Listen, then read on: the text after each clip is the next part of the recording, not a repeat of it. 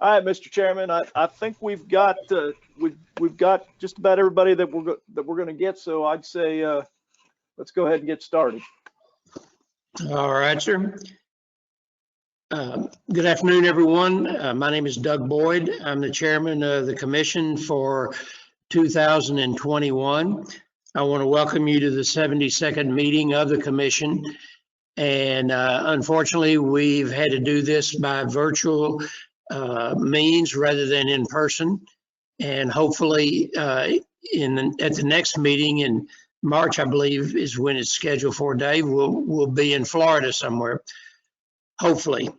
I want to start the meeting by saying that it is 1:02 p.m. in the afternoon, and this will formally call to order the meeting of the Gulf States Marine Fisheries Commission. Dave, other than those comments, I don't have anything else. If you want to go ahead and do your overview. All right, thank you, Mr. Chairman. Just a few housekeeping notes.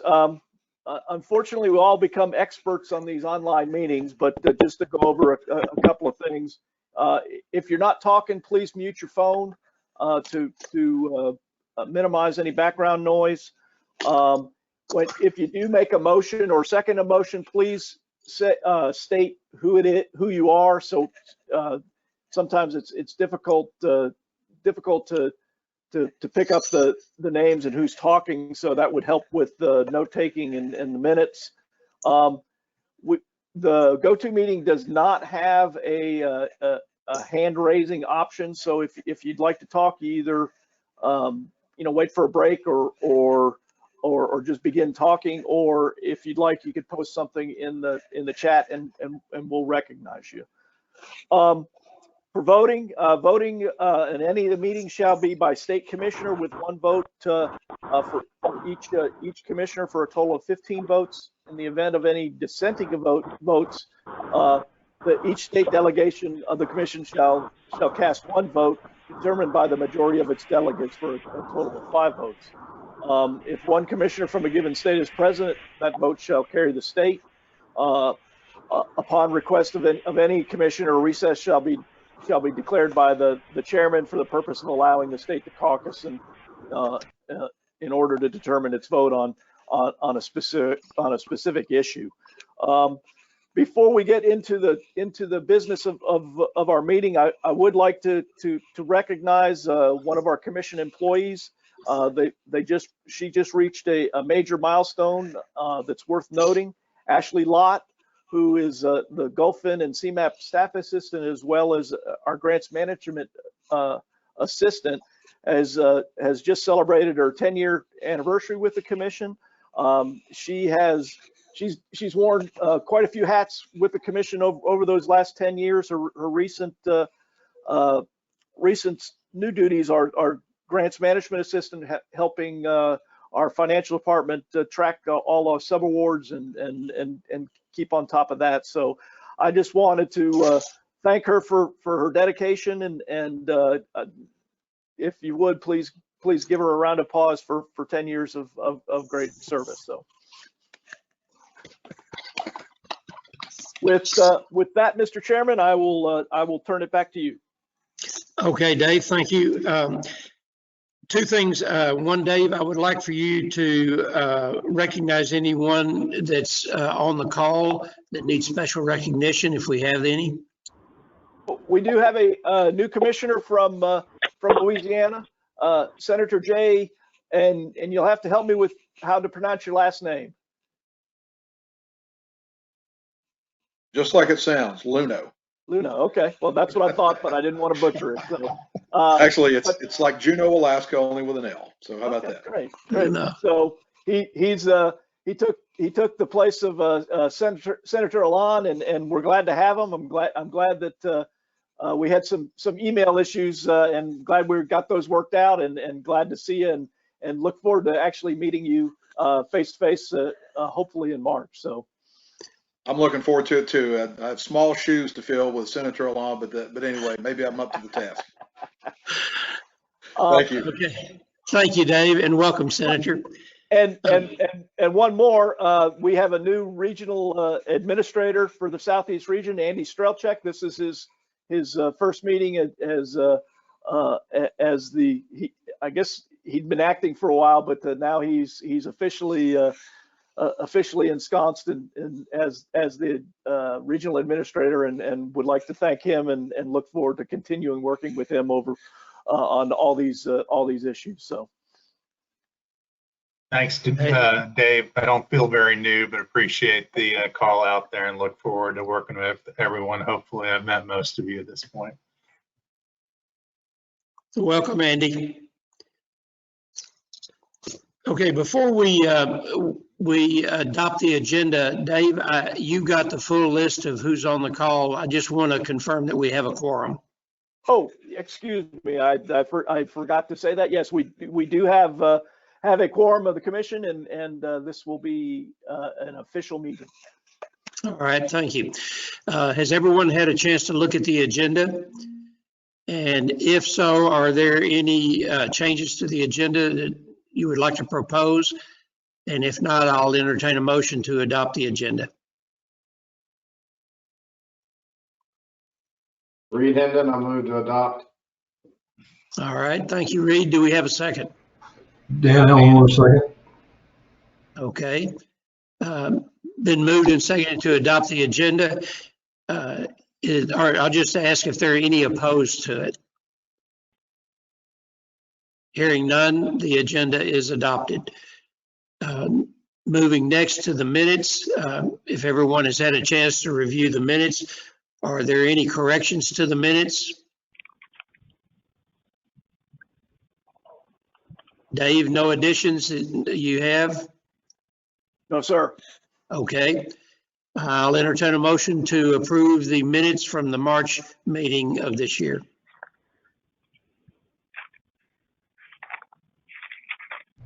Dan Elmore, motion to approve. Okay, and a second.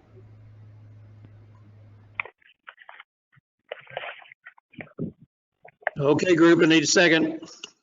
Reed Hendon, second. Thank you, Reed. Any opposition to approving the minutes? Hearing none, minutes are approved. Item number 4 is the Gulf States Marine Fishery Commission Standing Committee reports. First one is law enforcement.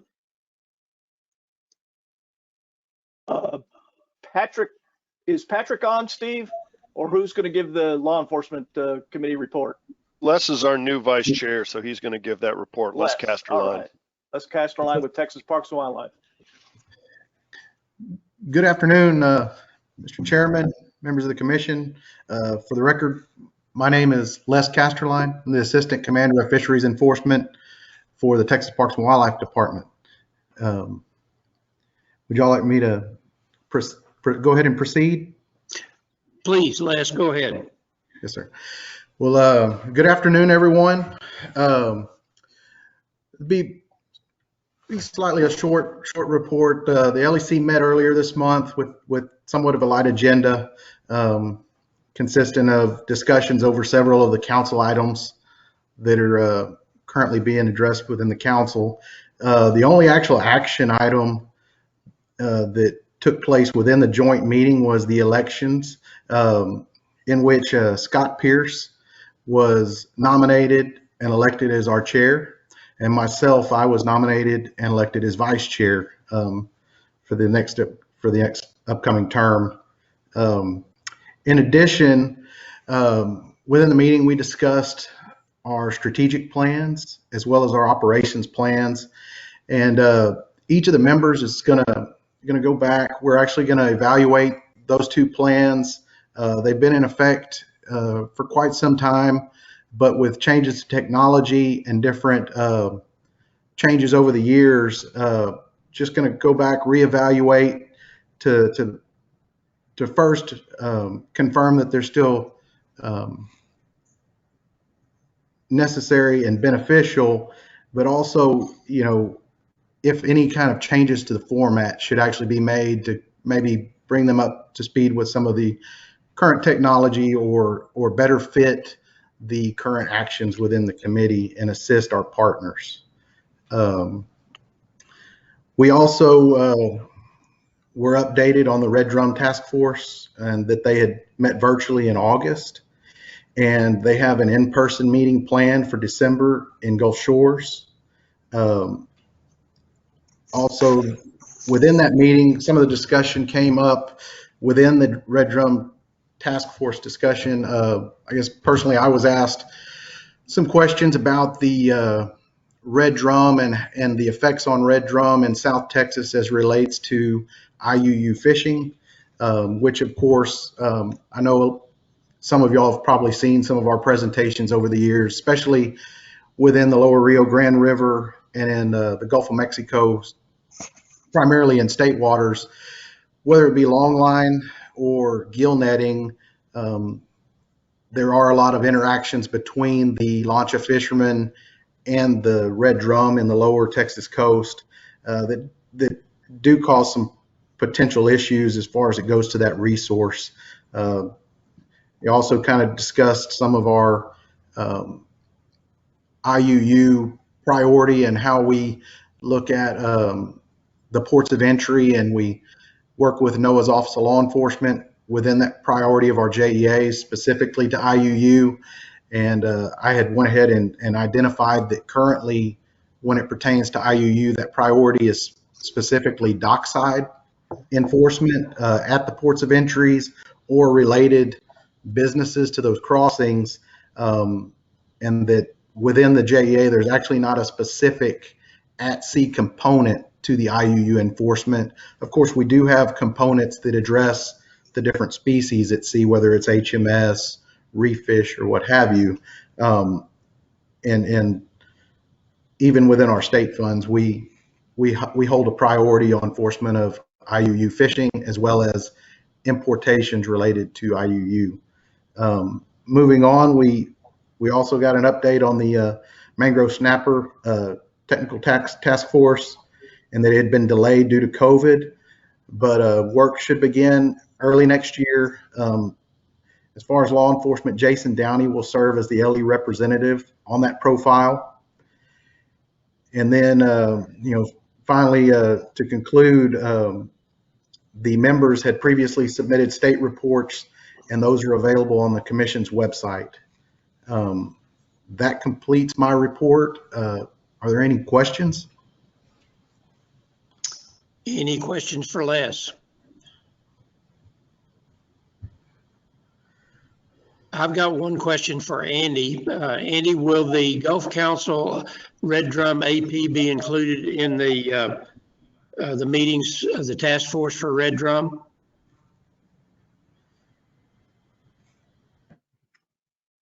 I don't know the answer to that, unfortunately, Doug.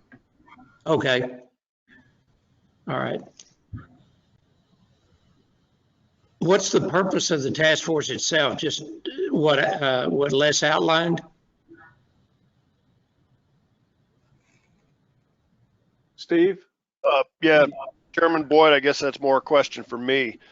Yeah, the Redrum task force, we're putting together the profile. We typically do management plans and profiles for a number of our interstate species, and Redrum was the one that came up the last time.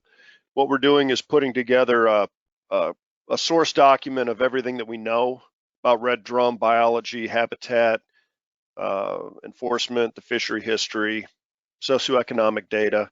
It's one of our typical profiles. We did the cobia the last round and triple tail a couple of years ago before that.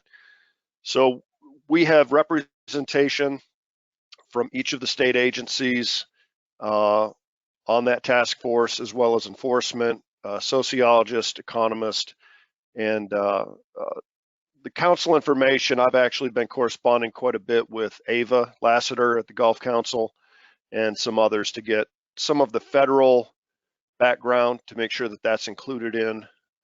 There is enforcement issues obviously related to the history of management federal waters. So the council is not taking a role in this task force, but they're contributing. Okay. Are you going to be looking at escapement rates? We do have actual escapement rates, kind of a history of, as part of the management, since state management is primarily how we're handling escapement recruitment. Okay, thank you. Yep. Any other Okay. questions? Well, just a comment, Doug, and Dave, you can jump in here as well. The council did meet and have their Redrum committee, I believe, back at the April meeting. General Spraggins had brought forward potential consideration of opening at least a portion of federal waters to Redrum harvest. At that time, I think the council elected to have some more information kind of gathered in terms of the idea and then bring it back early next year. So that's the only conversations that I'm aware of ongoing with Redrum at the council level. Okay, thank you. Any other comments, questions? All right. Mr. Chairman, yes, sir. before you move on, I just wanted to let you know that Chris Nelson was able to join the call, and he's on the call with us. So just wanted to point out that Chris is participating. Okay, thank you. Next on the agenda is the Technical Coordinating Committee.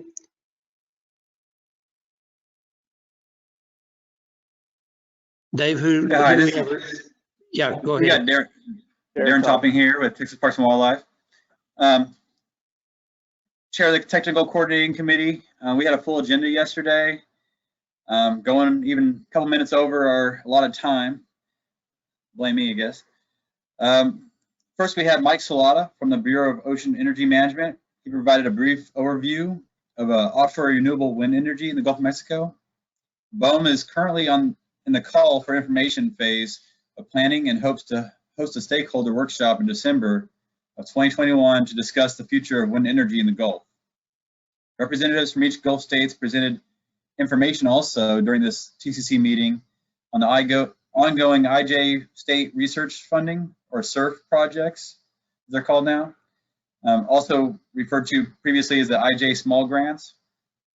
The first up was Florida, and Steve Brown and Tiffany Cross discussed increases to biological sampling for IJF species and testing survey methods to monitor the recreational scallop fishery.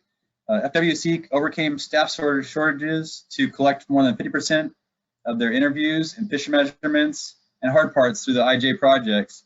They also discussed their ongoing pilot study to survey the recreational scallop fishery, which has provided valuable information for management. And they're planning to improve that survey and on the future iterations of that survey.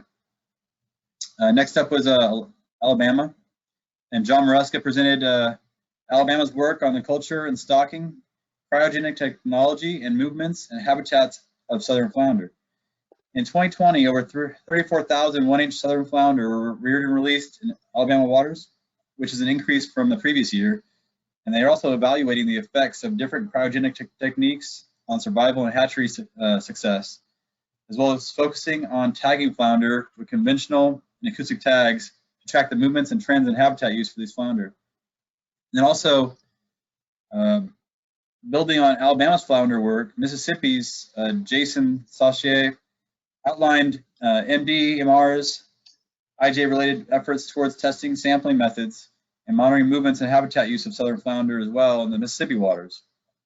MDMR is also testing alternative gears for sampling inshore fish and crustaceans and creating a database compiling agency-wide historical field data and evaluating oyster recruitment patterns on oyster reefs. In Louisiana, Eric Lang and Michelle Blumschwig from LDFW's Flounder Survey and Commercial Blue Crab Sampling Projects, they reported very few flounder were caught during the first year of their flounder survey, but they made some improvements on their nets. They're using some Fike nets, and catch rates have already shown signs of improving. And LDWF continues collecting biological information on crabs from in their CSAs and from dealers to better characterize commercial landings. In Texas, Joel Anderson described several IJ projects focusing on sex determination of hatchery-reared southern flounder juveniles, the use of eDNA for presence absence of marine fish in coastal waters, and temporal movements also fish on Sabine Lake using bioacoustics. So that's flounder that they're looking at the movements of. Yeah, well, actually, no, it's different. TPWD has created a Western Gulf eDNA reference file. It has over 700 common finfish and invertebrates that are using Sabine Lake acoustic array network to fill gaps in coverage for ITAG. I think that's a little off. But basically, they're tagging southern flounder and looking at the movements in the Sabine Lake area. Steve Vanderkoy updated the committee as well on the IJF SURF funds for FY22, and he said that there's about $194,960 available per state, which totals $974,800 altogether. And there was also some mention of the future funds continuing at that level. Jeff Rester provided a CARES Act update, which he's also going to cover for you all under agenda item 12D. I'm not going to go into that. There's also some subcommittee reports provided as well. Gulffin, they had met previously, I think over the summer, and not recently. But Greg Bray reported the Gulffin and discussed the needs for migrating the Gulf States Marine Fisheries Commission towards Oracle's autonomous cloud service due to projects utilizing mobile electronic devices and to overcome issues of local server outages they've had. This would also provide an increased level of security and data protection for non-confidential and confidential data, including MRIP, Seafire, Gulffin Public Data Warehouse, and Gulffin biological data. The states and commission are working to implement Seafire as well. And Alabama and Florida have received training from Gulf States Marine Fisheries Commission and Noaa staff and have already begun field sampling. And it's anticipated every state will be trained in the field by November. So hopefully we're pretty close on that, not already done. According to Noaa, the SEAS Economic Survey will be administered again in 2022 as an add-on to the MRIP APIS and will be tested in fall 2021 prior to implementation date of January 1st, 2022. And Bray also stated the Gulffin has successfully transitioned to electronic tablets for the MRIP APIS data, which allows for data to be provided to Noaa 4 to 5 days sooner than previously. The committee also discussed funding issues related to Gulffin supported projects and projected biological sampling and Seafire dockside validation to have funding in place through December 2022. They also determined all ongoing activities as high priority for 2022 fin funding and to increase funding for biological sampling. Beverly Sauls from Florida was elected to serve as chair and Nicole Beckham of Alabama as vice chair. Moving on to the molluscan shellfish subcommittee, Carolina Bork mentioned the subcommittee listened to presentations regarding NERDA's final restoration, environmental assessment describing preferred alternatives for oysters, results of the Gulf-wide oyster stock assessment model based on the concept of the shell budget theory, and an overview of literature on oyster reef connectivity in the U.S. So each state also provided their oyster highlights.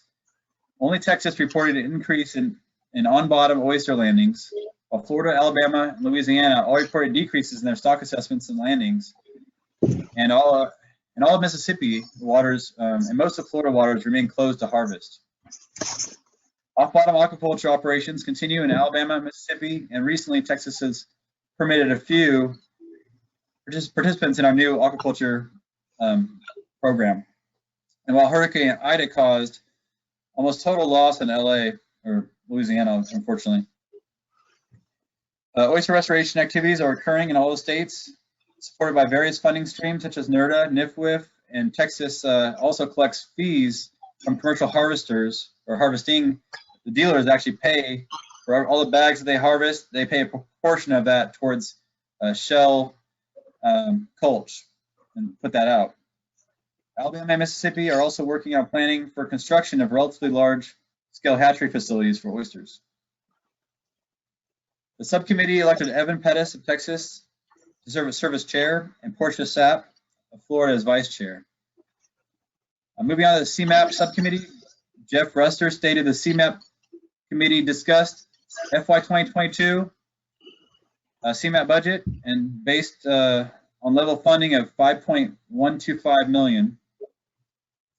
The subcommittee also discussed the Cmap trawl shrimp data and index estimation work group report, which developed best practices for Gulf shrimp species abundance indices, as well as verify the spatio-temporal alignment of Cmap survey and where the fishery is operating in the Gulf during the summer and fall months. The subcommittee considered cost-effective ways to provide better habitat information to meet the needs of stock assessment and ecosystem modelers, such as attaching cameras to CTDs to photograph the bottom habitat at Cmap substations or Cmap stations during sampling. And Ted Schweitzer of Florida was elected to serve as chair again, and Jill Hendon was elected as vice chair. The Artificial Reef Group subcommittee, James Ballard updated us at TCC that the Artificial Reef Subcommittee met and decided to postpone their next joint meeting with the Atlantic States until early 2022 in hopes of being in person, of course. And a few of the topics they considered are updates on wind farms, the socio-economic benefits of artificial reefs, sea turtle entrapment issues, post-hurricane findings, and decommissioning issues due to bankruptcies. In other business we had in the TCC, Matt Hill raised questions concerning the structure and content of the state's contract with Gulf States Marine Fisheries Commission with respect to Gulf Fin's subcontracting with Bluefin Data for the electronic trip ticket reporting system vessel and development costs that MDMR has incurred. These questions and concerns will be brought up to the Commercial Technical Work Group for further discussion. In the TCC election, Darren Topping was re-elected as chair and Bev Sauls was re-elected as vice chair. That concludes my report. Thank you for that report. Any questions or comments? Okay, hearing none, let's move to the next report, which is State Federal Fisheries Management Committee. Scott? Mr. Chairman, before we move forward, we actually need a motion to accept the Law Enforcement Committee report as well as the TCC report. Just okay. Do you want to do them individually, or do you want to do all the reports as one? Let's do them individually. Okay. All right. Well, let's back up into the Law Enforcement Committee. Do I hear a motion to accept the Law Enforcement Committee report? This is Scott. I so move. And a second? This is Jason Frobo, second. All right, we have a motion and a second. Any opposition to accepting the report? Hearing none, the report is accepted. Next would be the Technical Coordinating Committee report. Entertain a motion to approve that report. Scott Bannon. All right, have a motion and a second.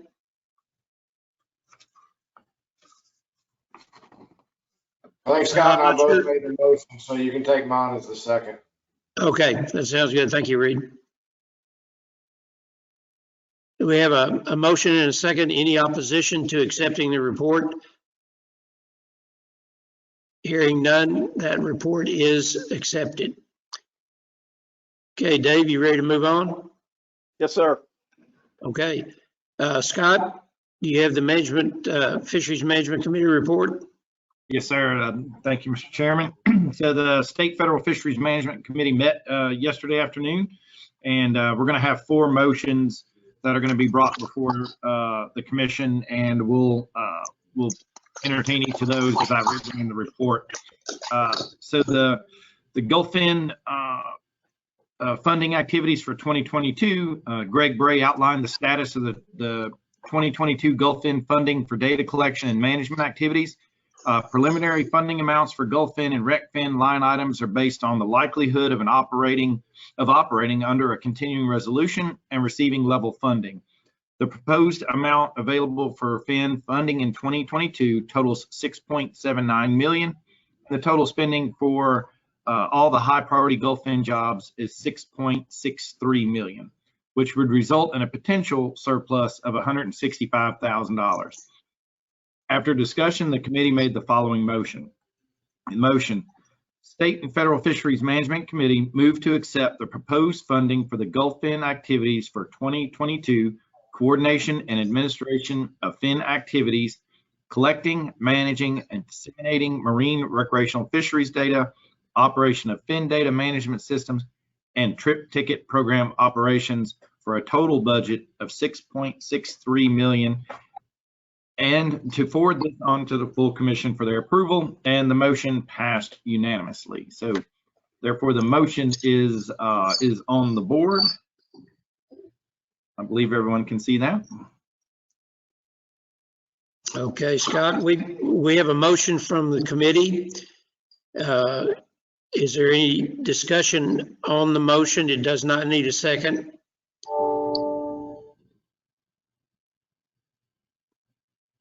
Any discussion? Everyone can see the motion on the board. All right. Is there any opposition to this motion from the State Federal Fisheries Management Committee? Hearing none, commission approves the motion. Okay, Scott, thank you. Thank you, Mr. Chairman. Just as a little bit of a follow-up, so the funding scenario would result in a potential surplus of $165,000. The committee discussed options for obligating and spending the surplus in 2022 until definitive funding amounts for 2022 are provided by Noaa Fisheries. It is difficult to determine how to prioritize surplus spending because we still do not know what the exact amount may be.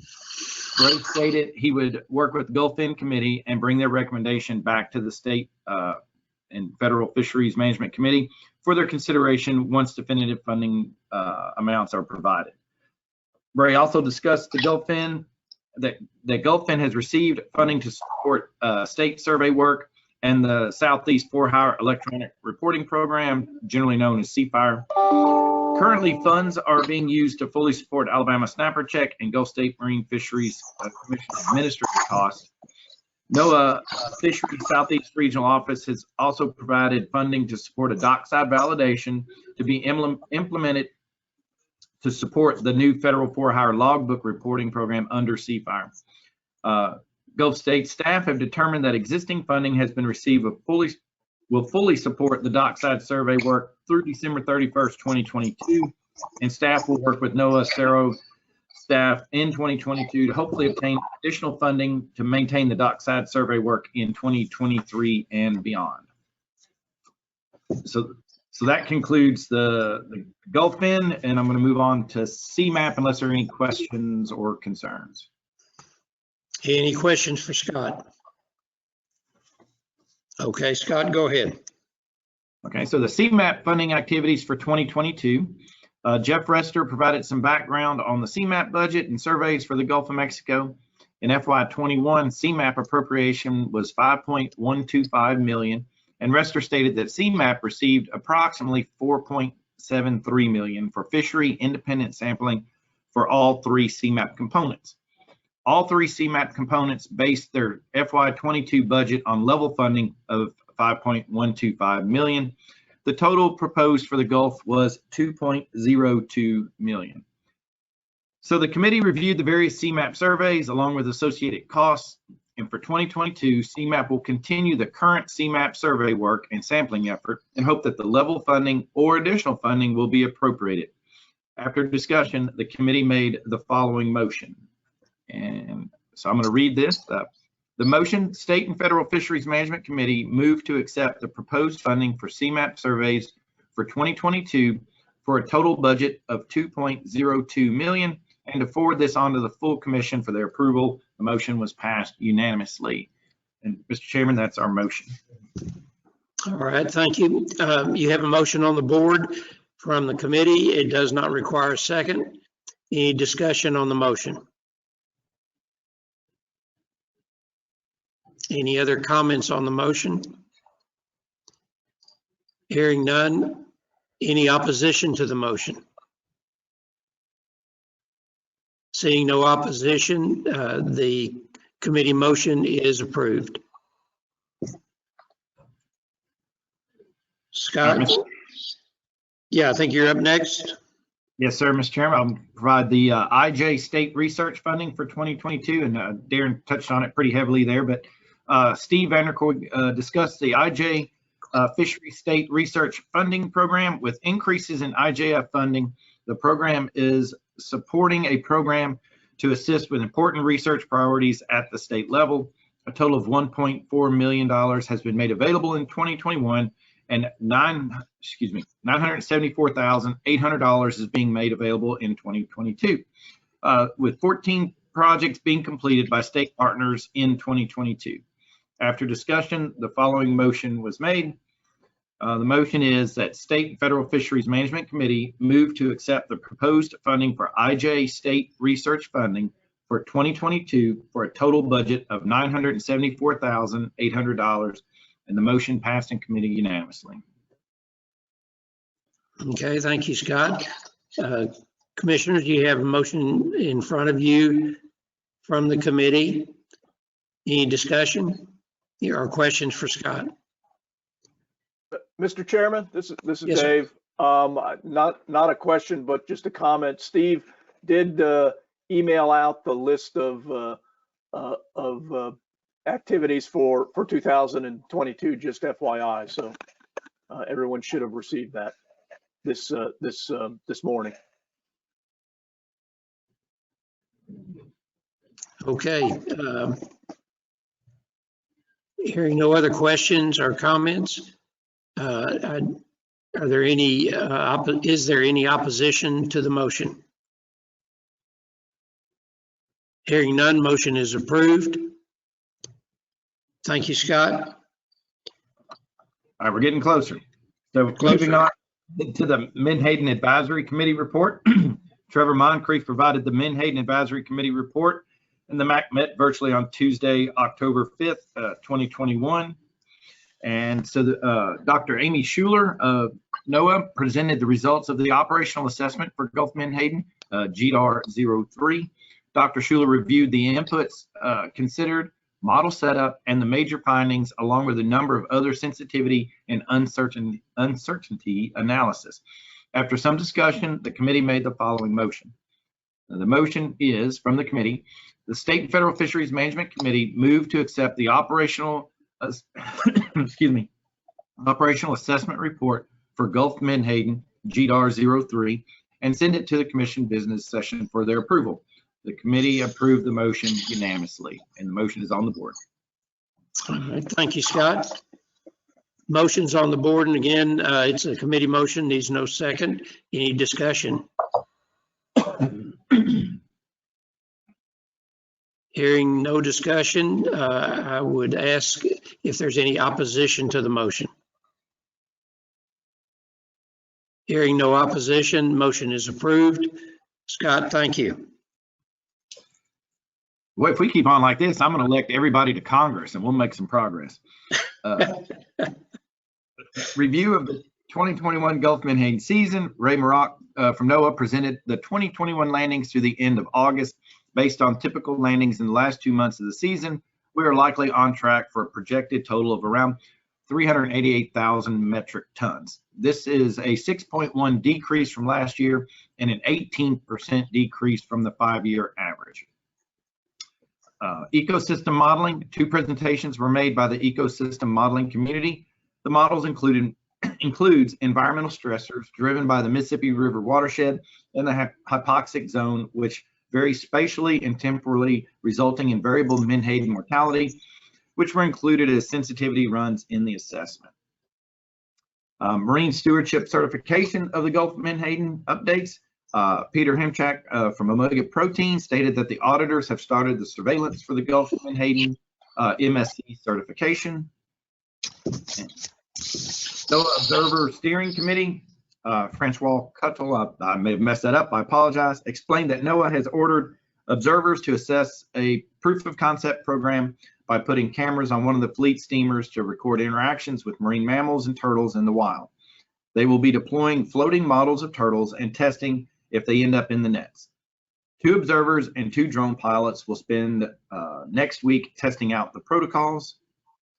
And election of the chair for the MAC. The federal partner is the next in rotation, but Ray will be moving to a new position at Noaa, and he recommended that Trevor Moncrief continues as chair for the coming year, and the MAC agreed unanimously. Any questions or comments related to the MAC? All right, I'm going to move on to the, we had a discussion about red snapper survey calibration issues. Andy Strelchek stated the Gulf of Mexico Fishery Management Council made a recommendation to Noaa Fisheries to implement calibrations for state survey red snapper estimates starting in 2023. During the council meeting, there was a motion asking for additional coordination between Noaa Fisheries, state partners, and the Gulf States Marine Fisheries Commission to understand differences between state and federal surveys. Mr. Strelchek asked to get an update on those efforts to work toward a January 2022 meeting to discuss the issue in detail. Richard Cody from Noaa Fisheries Office of Science and Technology discussed at a small working group of the Gulf Transition Team that includes Noaa Fisheries, OST, CERO, and Southeast Fishery Science Center, state partners, and Gulf States Marine Fisheries Commission has been created to develop the initial plan for a larger workshop in January of 2022. This work group is meeting on November the 9th in 2021 to discuss the terms of reference and the agenda for the 2022 workshop. Scott Bannon asked if there was a delay in the federal budget, if it would impact the ability to have the workshop in January 22. And Cody stated that because the meeting is coming up so quickly, the likelihood of holding an in-person meeting might be diminishing, but initial planning efforts will be to hold an in-person meeting. Any questions regarding the calibration updates? And then finally, the election of officers. Scott Bannon was nominated for chairman, and Luis Barbieri was nominated for vice chair. The nominations were closed and both were approved unanimously by the committee. And that, Mr. Chairman, concludes my report. All right, thank you, Scott. Any follow-up questions or comments for Scott on the report? Okay, I would entertain a motion to receive Scott's report of the State Federal Fisheries Management Committee. Reed Hendon, so moved. Okay, Reed, thank you. Second? Dan Eleanor, second. Dan, thank you. Any opposition? Hearing none, the report is approved. Okay, Dave, do you want to take a break at any time? I know we don't have one listed, but I'll give you that opportunity. I think we're okay for right now. I was thinking that we might get through agenda number 9 and then take a break. Okay, sounds good. Item number 5, Sea Grant Fisheries Extension Meeting Report. Hi everybody, this is Laura. How are you doing? I apologize in advance if I have some sound issues. I had a family emergency, so I'm in travel mode, so I'm not quite in the best place, but hopefully reception will be okay and I'll run through our report. The Sea Grant Committee met last Thursday afternoon with each of the states represented. We went through state reports, starting with Mississippi, Alabama Sea Grant. Mississippi, Alabama Sea Grant has been working this past couple of months with some additional COVID response money on some seafood marketing and advertising. They're producing some whiteboard videos to help promote local seafood in Mississippi and Alabama to help assist the industry with COVID recovery. They're also working on a CDC project regarding PEFD designs for commercial fishermen, working with the design school on trying to find a PFD that the industry finds more comfortable, useful, effective for them. And that project has been ongoing. They're working with some of the other states to engage some of the particularly commercial shrimpers to talk about new PFD designs that might be useful to them. And they are continuing to assist in some of the Sea Grant funded research on some of the blue crab tagging efforts and some other telemetry work. And their Fishes program, a new training program for fishermen on ecosystem Science, Sustainability of Fisheries is actually having its first class this month. I reported, I believe, last spring that they had produced a textbook on the topic, and they have now developed a class associated with that, which is launching this month. So fingers crossed that goes well. Louisiana has been very absorbed in handling and dealing with Hurricane Ida impacts as Louisiana continues to struggle with hurricane issues. This time around, Hurricane Ida was extremely widespread in its damage, and Sea Grant is struggling to deal with multiple regions and areas within Louisiana. In previous storms, it was one kind of area that they could send support to, but because of the widespread areas and different systems between Lafourche, Terrebonne, Grand Isle, Lafitte, and a lot of their agents have been displaced as well. Some of the Sea Grant agents have also had personal losses, total house losses and things. And so Sea Grant has been struggling to help get aid to the seafood industry and really be assisting to the best of their ability. They did see some opportunities over the summer as some things normalized with COVID and whatnot prior to the hurricanes. They were able to get out to do seafood markets and get back to some of their regular programming. But as kind of the fourth wave of COVID came through and then the hurricane, they've unfortunately been shut down on a lot of their other outreach activities and are primarily focusing on hurricane recovery. They saw a lot of challenges with some of the harbors of refuge that unfortunately the storm was just too great. And so they saw areas where the pilings were overtopped by water. And so, you know, even the designs of the harbors of refuge right now need some new analysis that Sea Grant is looking at and taking a look at what some of the failures were in some of those areas. And Sea Grant has several positions open. Louisiana Sea Grant has several positions open right now. Their Terrebonne agent, since Ida has now left, so they'll be posting for their Terrebonne agent position. Their hatchery, they're posting for an oyster hatchery manager as well as for an AOC, the Alternative Oyster Aquaculture Coordinator. Their water quality specialist has recently retired, and that position will be open. And Julie Lively has now become the director of Louisiana Sea Grant, having stepped up to that role. They'll also be replacing their fishery specialist position in her absence from that position. Right now, she's doing double duty and continuing her fisheries role while also acting as director.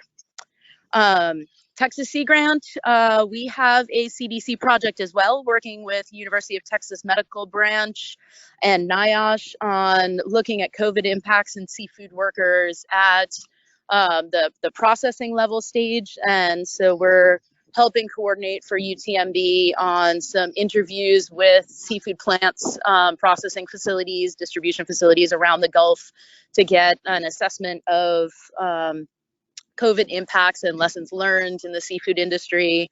UTMB, we're also assisting them with some other projects related to slips, trips, and falls in the shrimp fishery and promoting more messaging about safety on vessels. They have a new text message system that sends out about once every couple of days to a week safety messages to fishermen as reminders while they're on the water.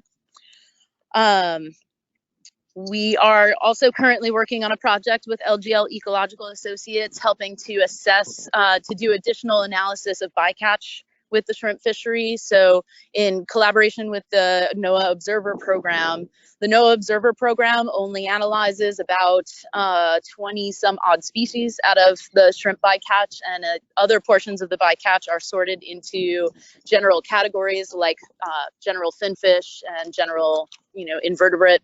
And so we have been collecting samples. The shrimp industry has been extremely cooperative in helping bring samples back to shore for the unanalyzed portion of catch, and that's being analyzed by LGL's lab.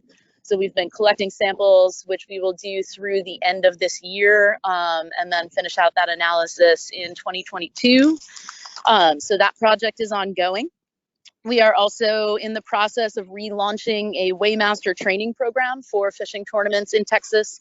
This is a program that existed with the Marine agents maybe 15 years ago and kind of lapsed for quite a while. It hasn't been active since at least kind of 2015, 16, but there's been some demand for it lately. Tournaments have been asking for some training to get people, high quality people working weigh stations for tournaments. And so we'll be relaunching that program in the next couple of months.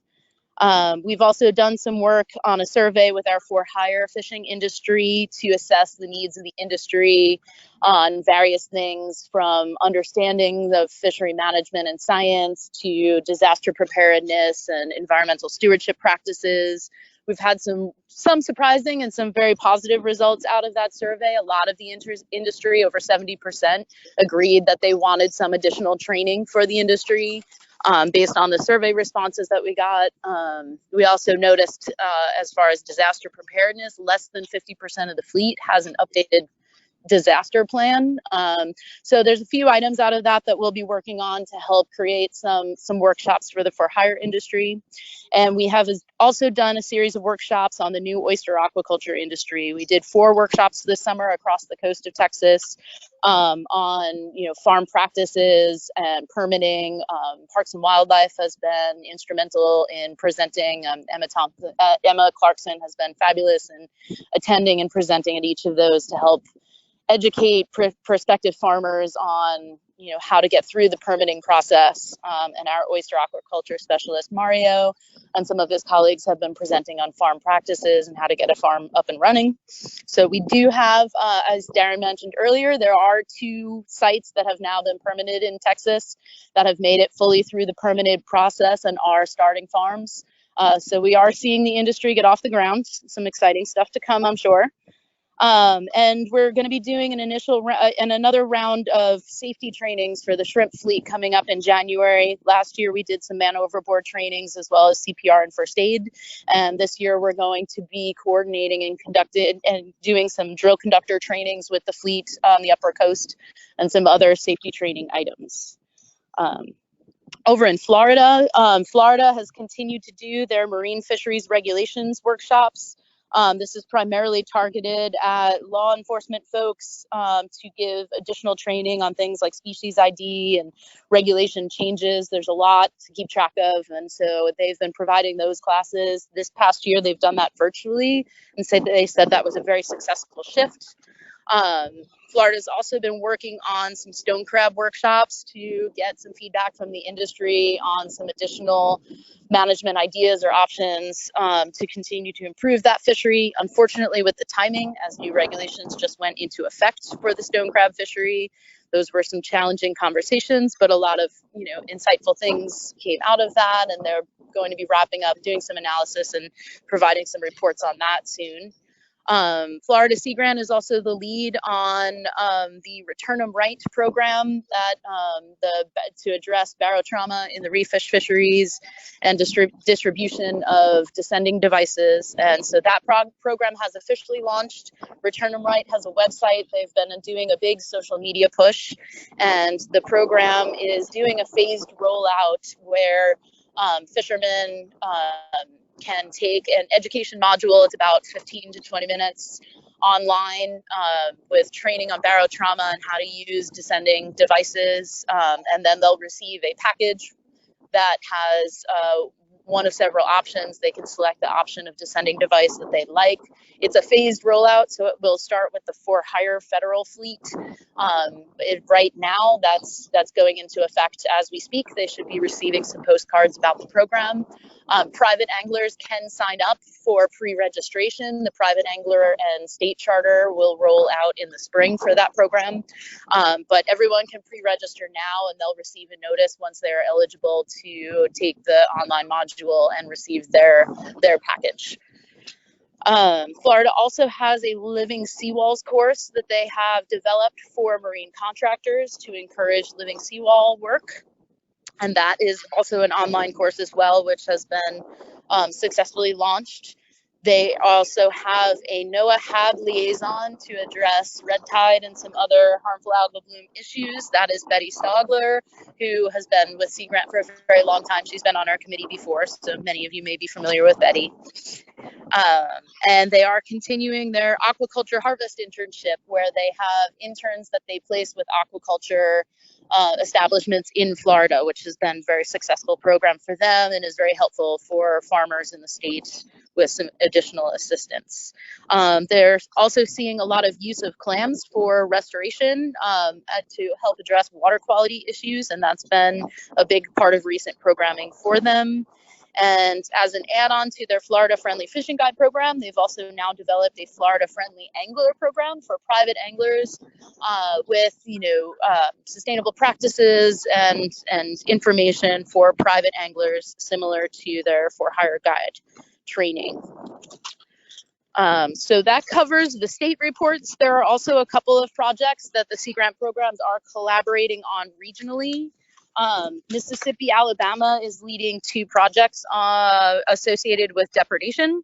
One of those is funded through Gulf States, is a project looking at depredation associated with descending devices as a part of the larger descending device program and barotrauma program. And so Marcus and his team are doing some work this year on collecting data on depredation by providing devices to charter fishermen, descending devices, as well as GoPros, and the kits will be going out by the end of the year, and the charter fishermen will be required to do about 20 trips in 2022, utilizing the camera and the descending devices for us to better track depredation while using descenders. Marcus's team is also leading a Noaa Restore grant associated with depredation, which is really designed to help characterize the full breadth of what depredation issues are occurring in fisheries in the Gulf. Phase 1 will be to compile existing depredation knowledge. Phase 2 will be a series of stakeholder surveys with for-hire, commercial, and private angler. And then phase 3 will be in-person workshops to kind of further refine some of that information and provide a good characterization of depredation challenges.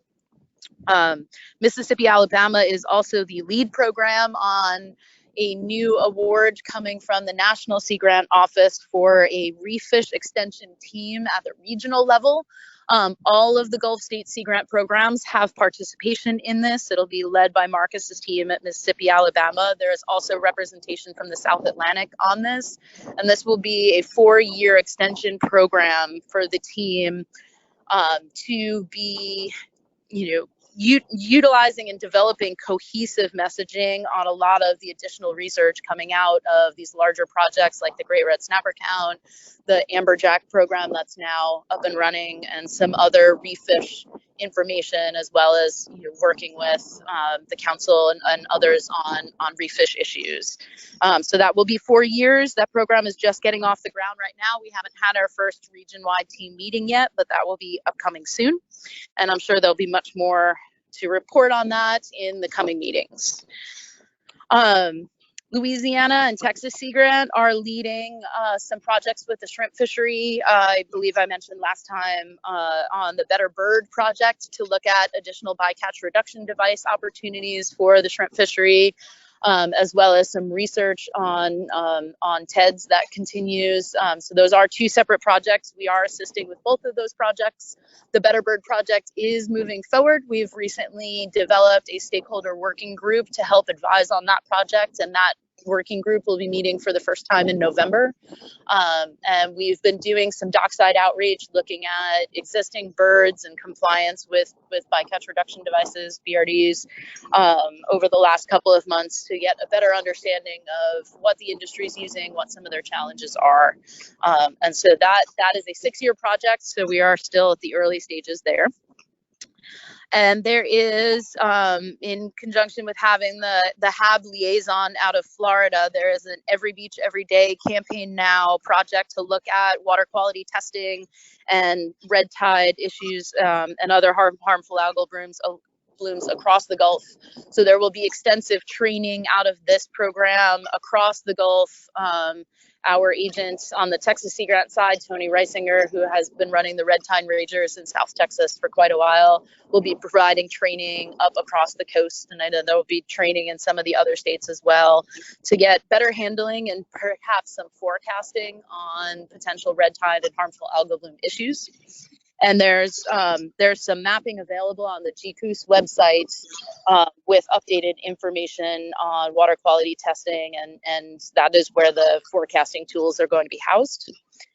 And then finally, the last of the regional efforts at the Sea Grant level is we currently have a grant titled Food from the Sea that's being led out of Louisiana, which is looking at planning frameworks for workforce development in fisheries, aquaculture, and seafood industries. This is really taking a look broadly at all of our fisheries and seafood related industries and see where there's additional training needs. We are hearing a lot about workforce development needs. There are a couple of efforts and programs on that are currently going on. And so that is a very short grant. It's just a 6-month program for us to collaborate across the Gulf to really look at where the most needs are for training in these sectors.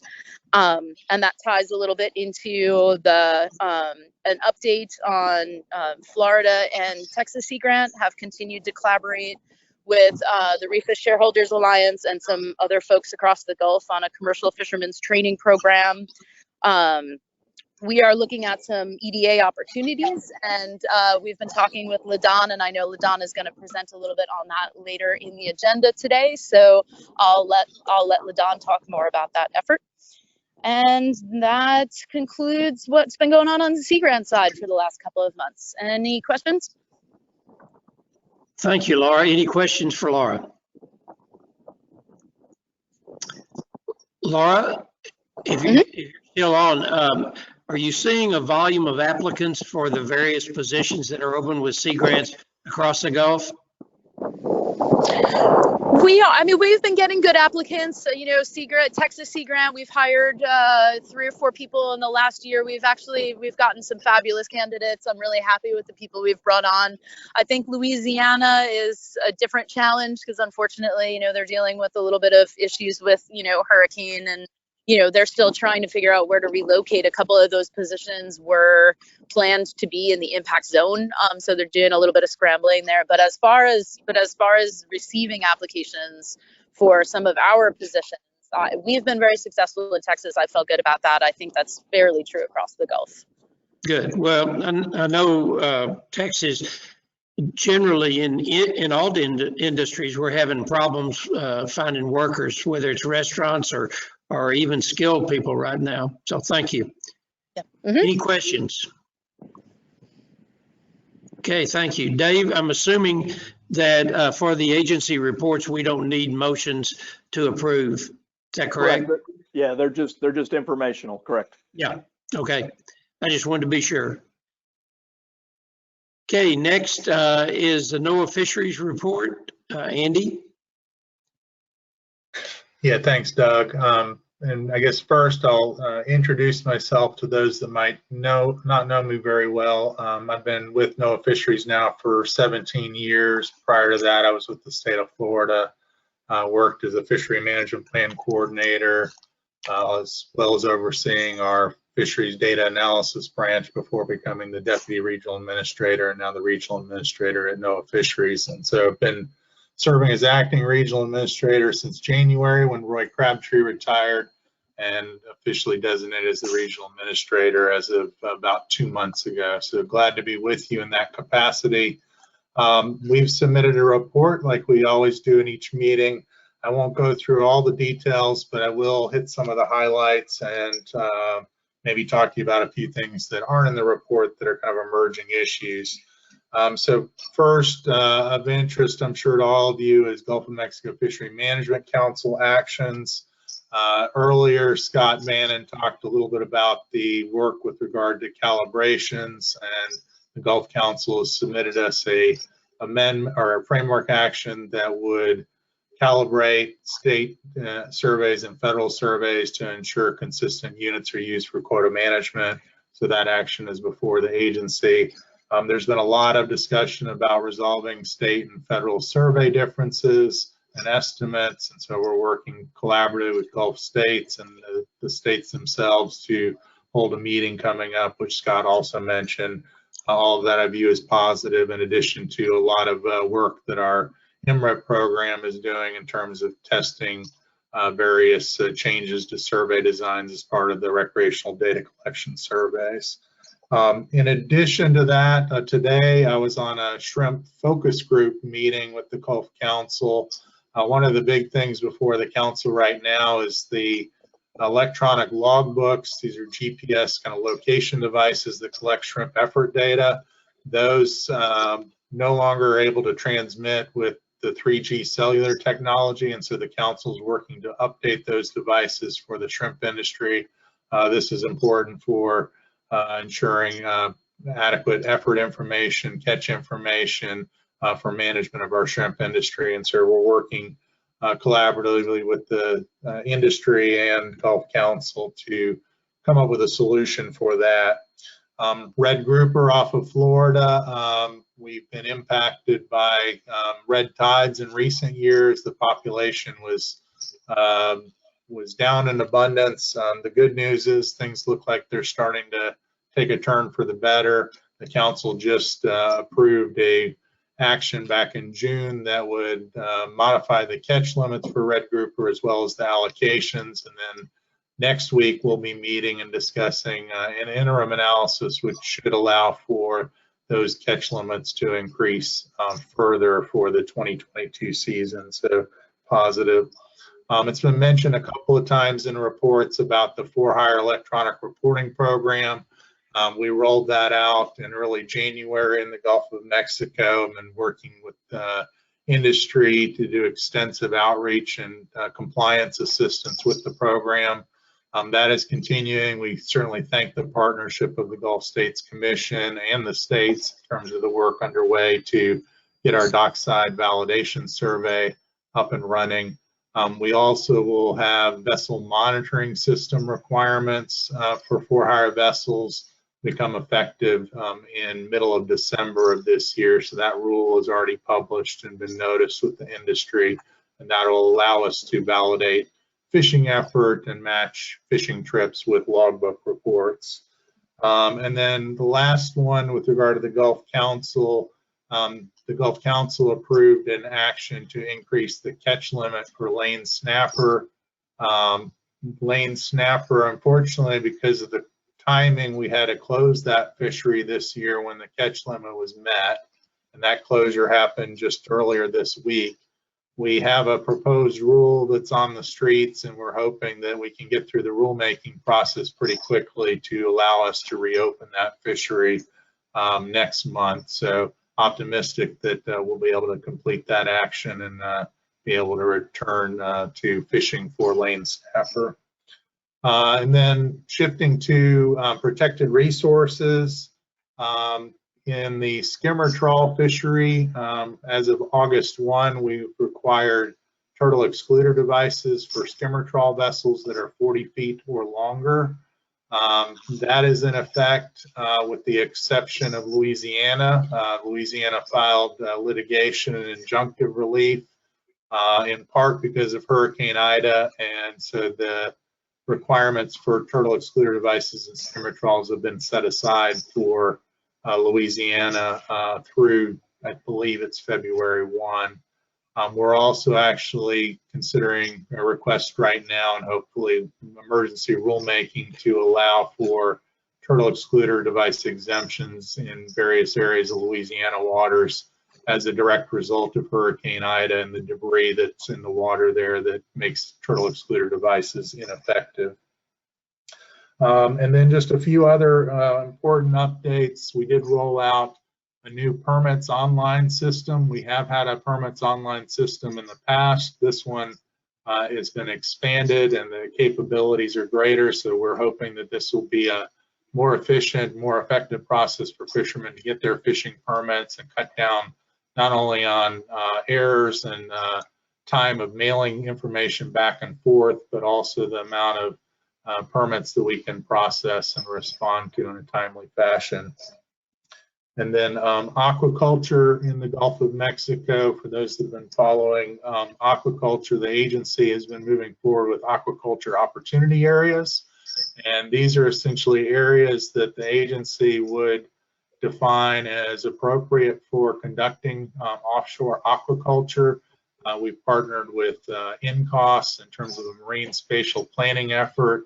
And so that work and the kind of marine spatial planning atlas is well underway in terms of helping to start refining kind of the areas in which we believe will be appropriate for conducting offshore aquaculture.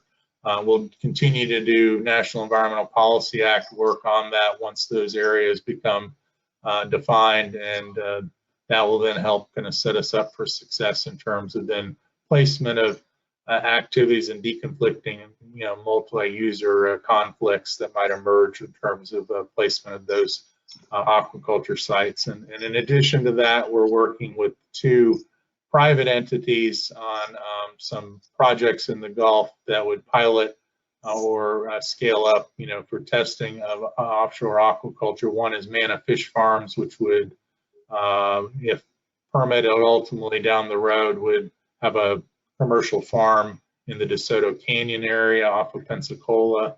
And another is currently, I guess, under appeal with the EPA and Army Corps. But that permitted site would be off of Sarasota and known as Villela Epsilon. So we're continuing to work on trying to stand up and expand offshore aquaculture in the Gulf of Mexico through those priorities. And then 2 other items, wind energy, I think was mentioned earlier as well. We have a very good working relationship with BOEM given oil and gas development. Obviously, wind energy is something new in the Gulf, but did want to let the commission know that my team is closely working with BOEM and others to understand what is going to be the process moving forward in terms of leasing sites. Obviously, this has implications on many of our fisheries as well as our surveys, and so we want to engage early on this, be able to assess impacts and advise BOEM as they consider sites for wind energy. And one of the tools that we are looking at is similar to the offshore aquaculture or opportunity sites, which is to do spatial planning to assist in efforts for siting these wind energy farms. So that work is ongoing, still some ways to go, but definitely going to be developing rapidly in the Gulf. And then the last bit of news is that my old position, the Deputy Regional Administrator position for Noaa Fisheries, that closed about a week ago. So I'm hopeful that I'll be able to hire a replacement in the not too distant future. So that's happening, and we'll certainly make that announcement once individuals selected. So I'll stop there and ask if there's any questions. Okay, thank you, Andy. Any questions, comments?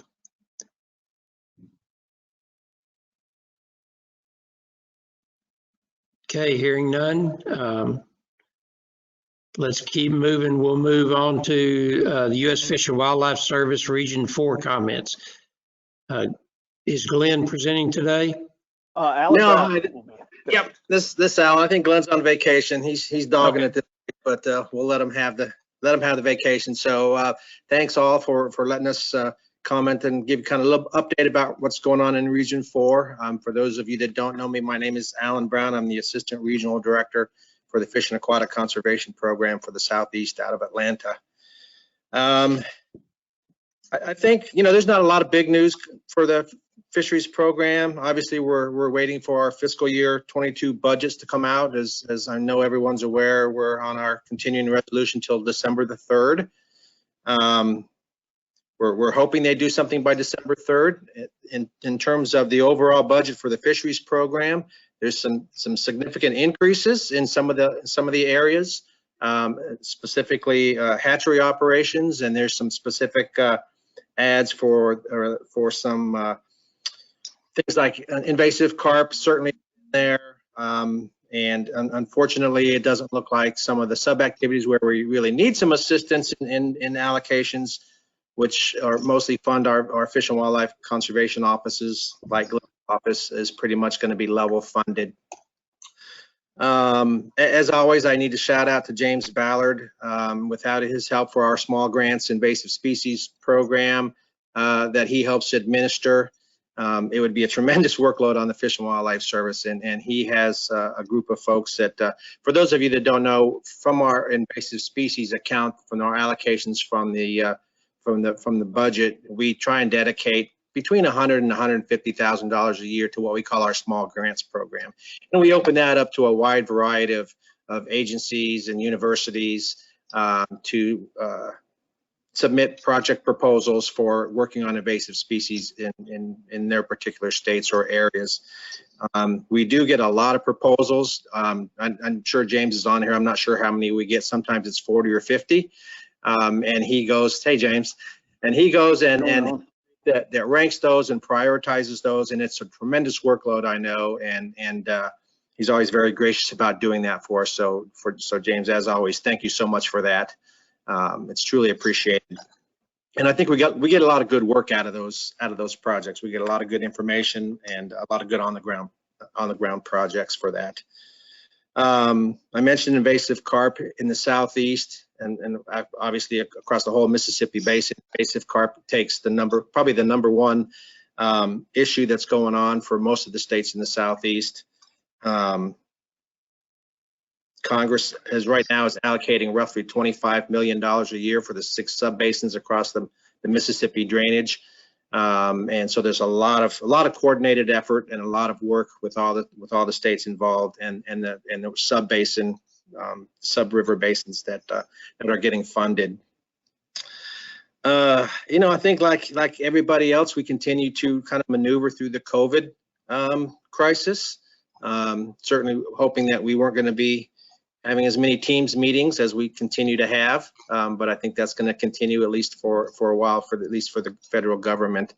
Unfortunately, we're in a place where we can't attend meetings if they're any greater than 50 people, and even then it takes a lot of approvals. So sorry, of course the dogs bark because the trash people come, and at this most inopportune time for that. But with the COVID thing, we're trying to maintain at least some semblance of getting out and doing the field work that's required, necessary for our conservation efforts. Certainly there are challenges that we are all facing in that arena, but I think we're certainly doing the best we can, and that includes the work that we do with you folks and with the commission. And so certainly appreciate all the coordinated efforts that we share.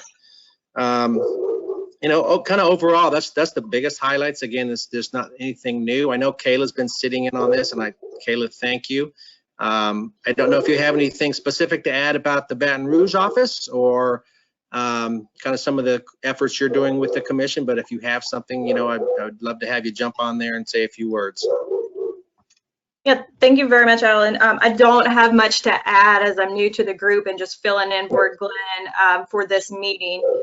But yeah, what I could add, some of our ongoing projects out of the Baton Rouge office is that we continue to work with Noaa, the University Coastal Sciences and the Water Institute of Louisiana on our habitat suitability index in coastal estuaries in Louisiana for protected resources like Gulf sturgeon. So that's been a large project. And then additionally, are working with state and federal partners, Mississippi, Arkansas, but looking at acoustic telemetry on American eel outmigration out of a North American watershed and down into the Gulf of Mexico. So that will definitely involve a lot of partners out there. And then, of course, like you mentioned, the continued coordination and support for invasive carp projects. That's a large portion going on across the South right now on the Gulf Coast. But other than that, I don't have anything else to add now, so I'll turn it back to you, and thank you.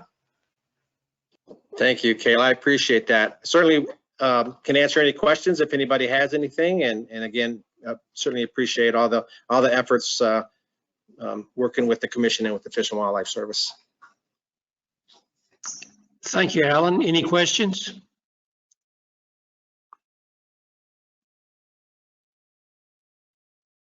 Okay, Alan, guess no questions. Thank you for the report. Thank you. Next up is Noaa Fisheries budget report. Andy, you're back in.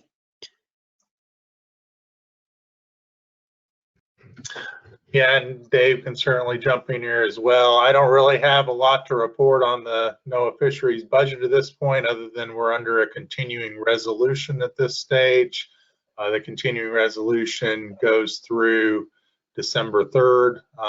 There's certainly a number of bills circulating through Congress that will influence the budget and potentially Noaa Fisheries. I know some of the priorities of the administration that would affect Noaa Fisheries budget pertaining to climate change, environmental justice, and survey activities have been included in various forms of the budget, but at this point we do not have obviously final numbers and don't know exactly what will ultimately pass. So we're kind of in a waiting game holding pattern until the continuing resolution is over and we have a full budget to go forward.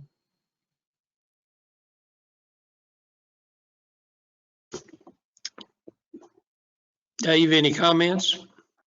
Yeah, I wanted to note, Andy's correct. We're under a continuing resolution, and the good news is the House has passed the bill. The Senate's still working on it. We're still waiting on the Senate. I was hopeful that we might have something for this meeting, but we don't. But the good news about the House bill is it recommended over $1 billion budget for Noaa Fisheries, which is 80 million above FY21, which is positive. We're also seeing an increase in the fisheries data collection, survey, and assessment line of about 16.5 million, and then there's still language in there that money goes to the various fins throughout the country, and that there's 2.25 million for the for-hire electronic monitoring and reporting. Aquaculture, the regional councils and fisheries commission line item are level funded, which is good.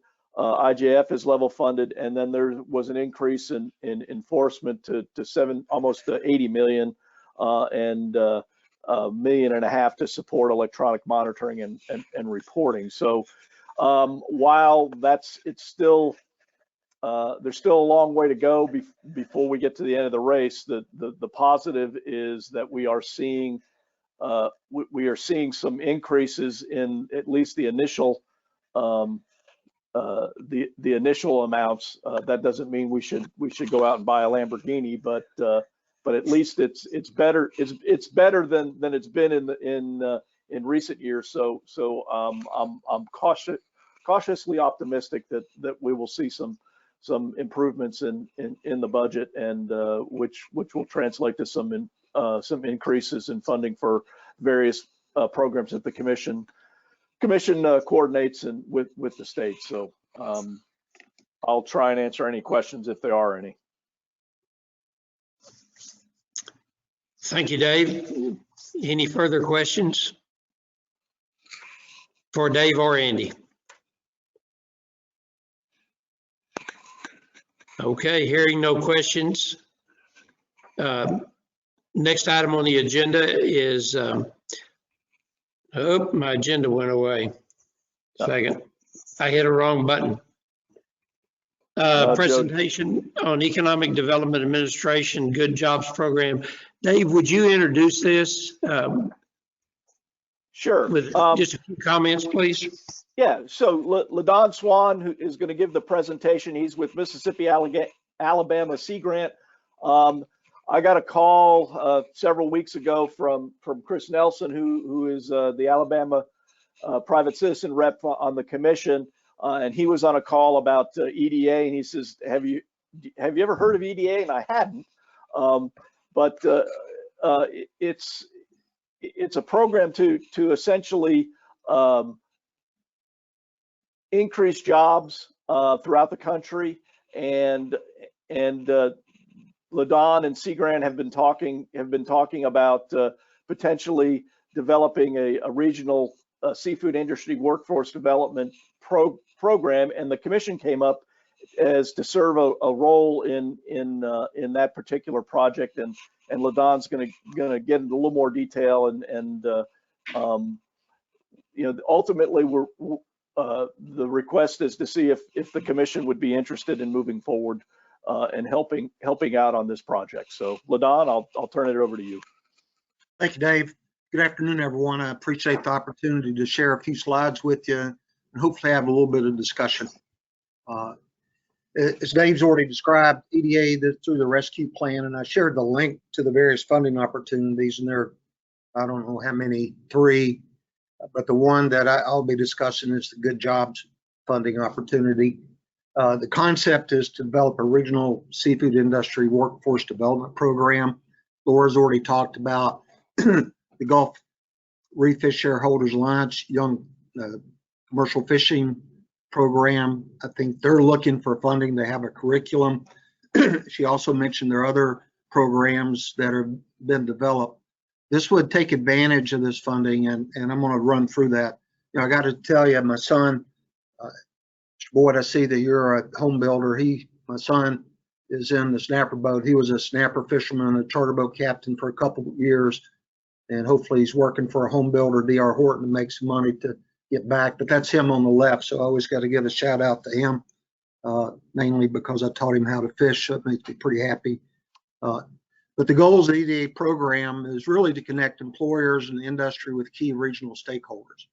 And they have a few outcomes, but the one that really caught my attention is to get Americans back to work and increase wage growth, as well as develop demand-driven systems that will continue to support Americans in securing and retaining jobs.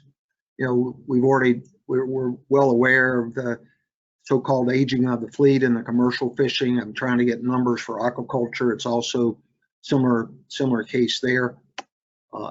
Give you a little bit of background.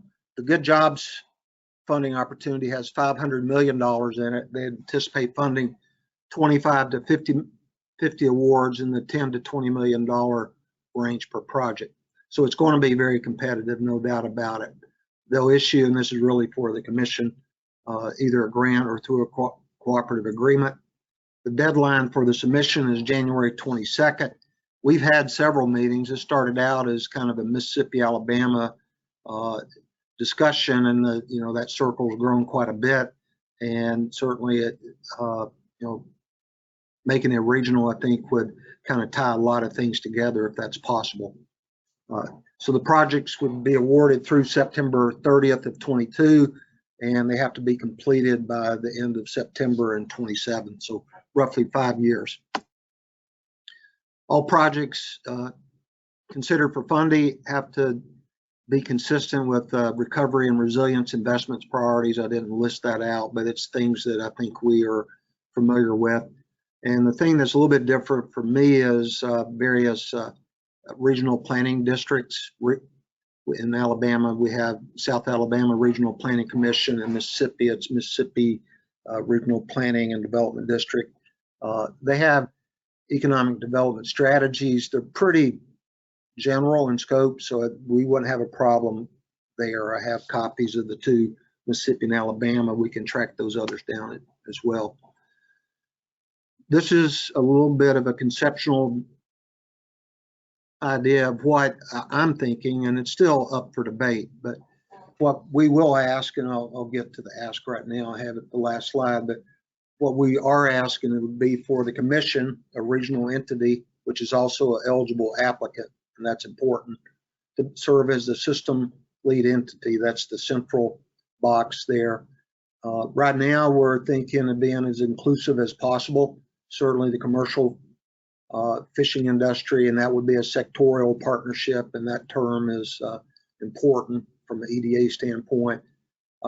Processing as a sectoral partnership, aquaculture as a sectoral partnership, and then the for-hire industry as well. So really 4 sectorial partnerships. That's just a very crude conceptual diagram. So they're really, and I'll move on to the next slide, but there's really 2 different levels of partners. There are strategic partners, which would be like the the trainers, the commissions, those sorts, and then a lot of the industry partners, which would be code word for the employers of some of these trained people who are trained through the program that it was funded. Digging a little bit deeper into a sectorial partnership, let's say commercial fishing, for example. This is straight from the EDA funding opportunity. On the left is the strategic partners. So that's going to be adult education. That's where the universities, extension, nonprofits like the Shareholders Alliance and others would help with some of the curriculum, the training, organized labor, business alliances, chambers, other training organizations, workforce board, human service boards, community organizations. So that, that's a non-exhaustive list, but those are examples that EDA shared. And then on the right side of the blue triangles are just the various industry partners that would be involved in this. So there's 3 components to a good job proposal. One would be a phase 1, a system development, and that would really be laying the foundation for the training program, getting all the players together, all those assets in place to form a really solid regional system for the workforce training.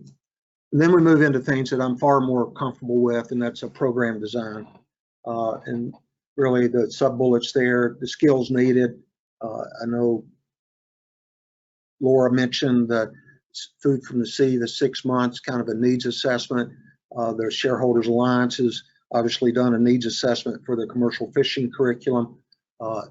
We have one called Fishes for the really not only for the charter industry, but includes charter industry. So, more of a regional needs assessment, and we can draw from the existing needs assessment. I think that's something shouldn't be too hard for us to do, and then develop the curriculum. The Shareholders Alliance has a curriculum. There are other curricula out there. They may or may not need to be modified based on the needs assessment, but to develop that curriculum. And then the third part of the program design would be the technical expertise needed to implement the curriculum. And that's where anyone who has something to offer from a training standpoint would be included in that part of it. And then the final third phase is the program implementation. Once you set the stage with the system and then develop the design, then you implement that. I don't have an idea of when in that 5-year period we'll be ready for implementation, but certainly I'd like to think there will be 3 years of implementation in a 5-year project. So the EDA would make an award to the system lead entity or a backbone organization, and I've interchanged those. And a backbone organization, for example, just the commercial fishing sector could submit a proposal, and they would be kind of the system lead entity as well as the backbone organization. But if you have multiple sectorial partnerships, then you really need to have a system lead entity and then kind of a lead for each of those sectorial partnerships, which EDA calls a backbone organization. They would provide funding kind of in stages. Once you have the system in place, they would fund that. Once you have that in place, they'll provide funding for the design and then subsequent funding for the implementation. Some of this again from EDA's the funding opportunity. So the system lead entity would serve as an intermediary that organizes and works with employers. You can maybe read that, but they're really the coordinator of the overall workforce development system. And then again, they use the word mature regional workforce training system. I don't know if we can say we have that. Maybe we do, I'm not aware of it. So I wouldn't necessarily say we have a mature regional workforce training system. We have some very good long-term training programs. But what this proposal hopefully would do would be to build these partnerships across the region, pull those together in kind of a unified approach to provide workforce development to the seafood industry. So that, and then, so the ask is, will the commission consider serving as that system lead entity? And before I end, there's certainly, when Dave and I talked, and there's funding would be part of the budget would include funding for the commission to do what they have to do, whether it's a coordinator or manager, support staff, those sorts of things. So I don't think money is an issue here. It's more of a time issue. So that's that's more or less it. I have, I'm going to stop there, Dave, and I don't know if anyone has any questions or want to discuss this anymore, but I do hope the commission is a perfect organization to serve as a system lead entity for a regional program like this. Just in Mississippi and Alabama, we've had people that I haven't seen get excited about too much lately. We're pretty excited about this. So I'm motivated, and I know others are as well, and I'll stop there.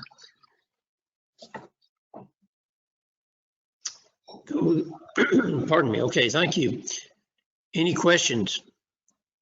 Mr. Chairman, not a question, but just some further comments. You may recall, I believe it was our last in-person meeting, Ashford Rosenberg with the Gulf Shareholder Alliance gave a presentation to the commission about the Young Fishermen's Program, and then provided a letter, just kind of an update to the program, which is in your briefing book. And when Chris Nelson and I talked about this, this seemed like an expansion of that particular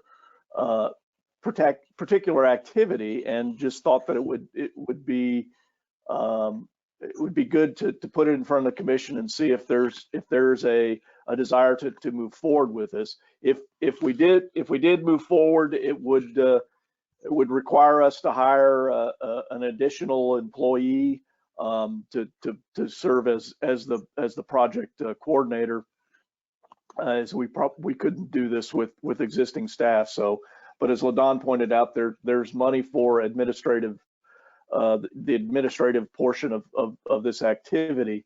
So it would require hiring another person. It's the one of the drawbacks about it is that it is a fairly short-term position, with not necessarily the guarantee that we would continue, but it's still long enough that I think that it's worth pursuing. So, and just some additional background. I don't want to kid anyone. If commission does agree to serve as a system lead entity, January 22nd is not that far away, and there's a lot of pieces to put together. And certainly, look, LaDon, our program would be willing to help. I'm hopeful that other Sea Grant programs will as well. We had a call, Ashford put together a call was that Monday? It was Monday, and Florida Sea Grant and Texas Sea Grant Laura was on that call, and it was great to see them there. So I do think Sea Grant programs have a role in a workforce development system, and I'm hopeful that they'd be willing to help as well as others in putting this proposal together.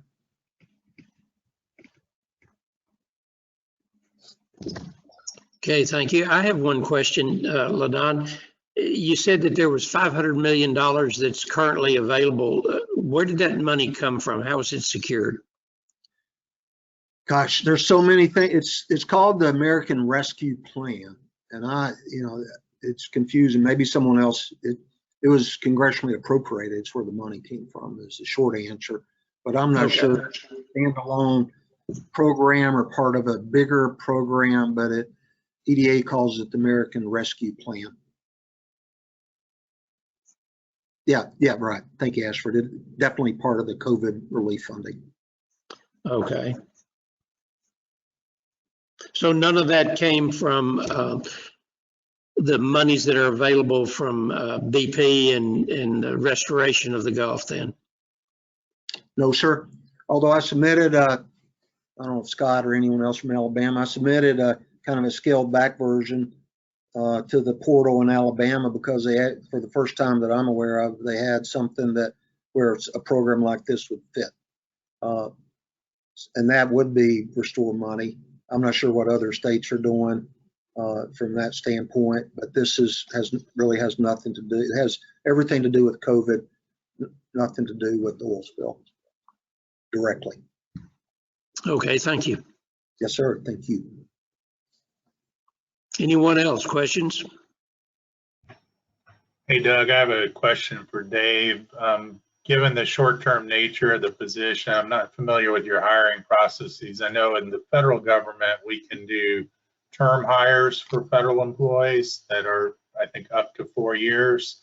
Would you have any flexibility in terms of doing something similar, or would that have to be more of a contract position for you? Yeah, we can do term employees. We've done that for various programs. The barotrauma project is actually a term position. When we hired an economist, that was a term position, and the position is available for as long as the money is available.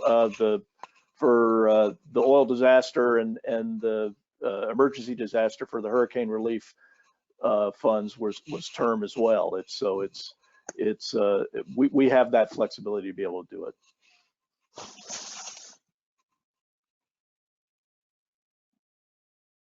Mr. Chairman, this is John, and I have a question about do we know what federal agency will be administering this funding? John, I'm not sure what the parent organization, I believe it's Commerce Economic Development Agency. That's what EDA is. Okay. The reason why I'm asking,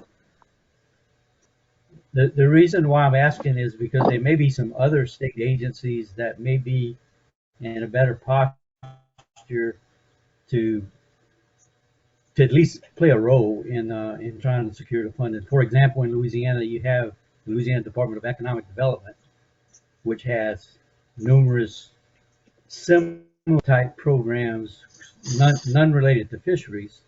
And so I think if we engage, we might want to engage some other state agencies that have a tie to the federal administrative agency that's actually going to provide this funding. Yes, John, I couldn't agree more with you. There are other agencies, and really EDA's their boots on the ground organizations are the regional planning commissions that are like, as I mentioned, they call it the District in Mississippi and Alabama, South Alabama Regional Planning Commission. We'd approach them about low interest loan program. So I'd gotten to know the regional reps. But there are other chambers of commerce will need to be involved. There may be an opportunity to bring in community colleges as well. But it's a pretty long list of people that probably need to have a seat at the table in a program like this.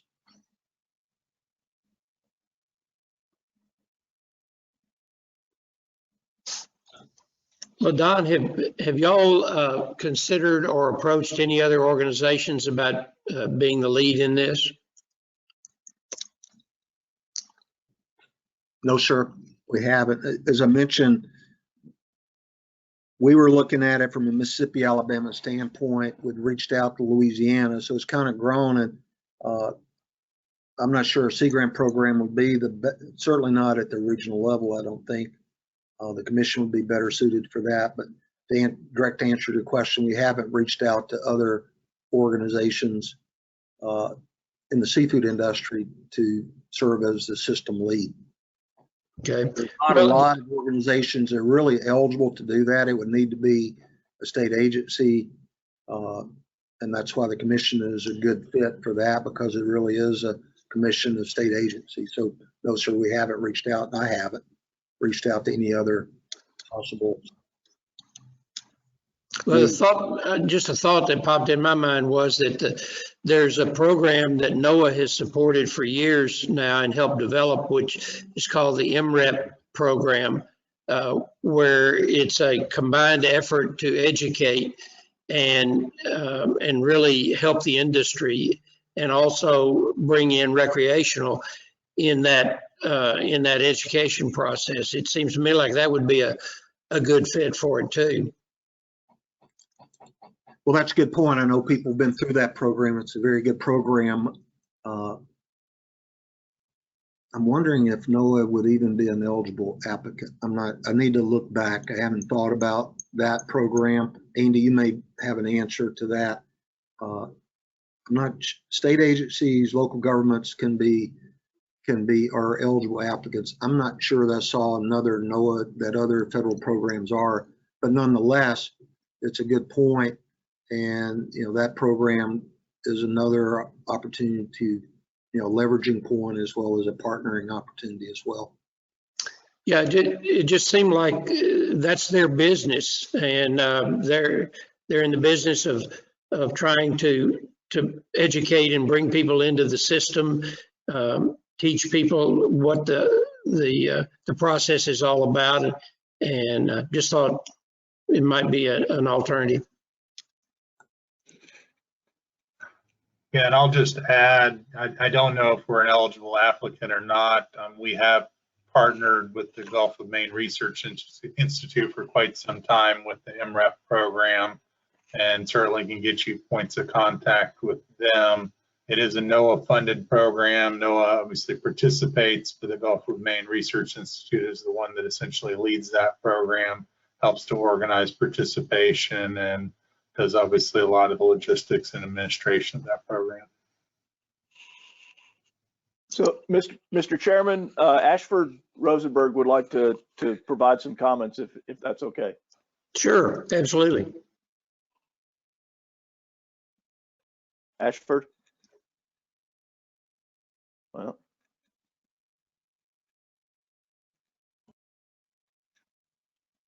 Ashford, you still on?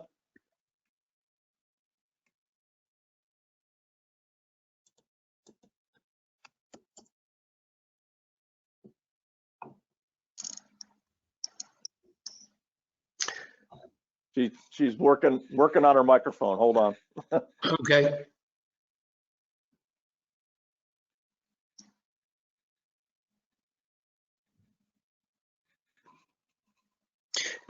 While we're waiting, just another question for you, Dave, I guess, is or LaDon. Is this the first presentation to us? I don't remember one previously. Yeah, this is the first. I mean, it literally came up several weeks ago when Chris Nelson was on one of the first EDA calls. So and then from there we talked and thought that it would be since our meeting was coming up, it would be a good opportunity to talk with the commissions about it and see if they felt that it was a viable path forward. Yeah, thanks, Steve. Steve pasted in the chat box the eligible applicants. You can read that. I'm not sure I see a place for another federal agency to be the system lead.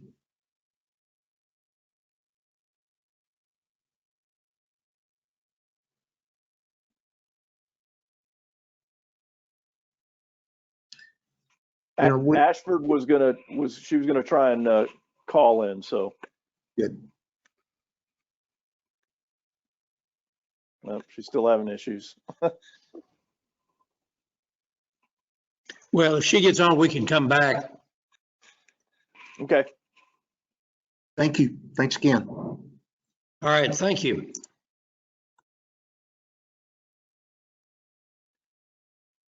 Okay, Dave, do you want to take a break at this point, and then we'll come back in with number 10? Well, before we leave this, I need some direction from y'all. Is this something that we need to pursue and start working with LaDon in developing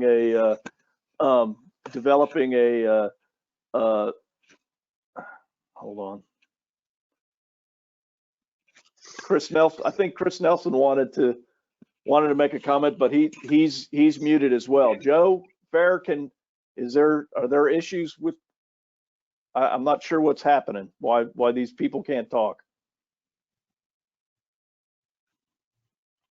I don't see Chris Nelson on the list. He's caller 5. He's caller 5. All right, caller 5 is unmuted. Hello? Yeah.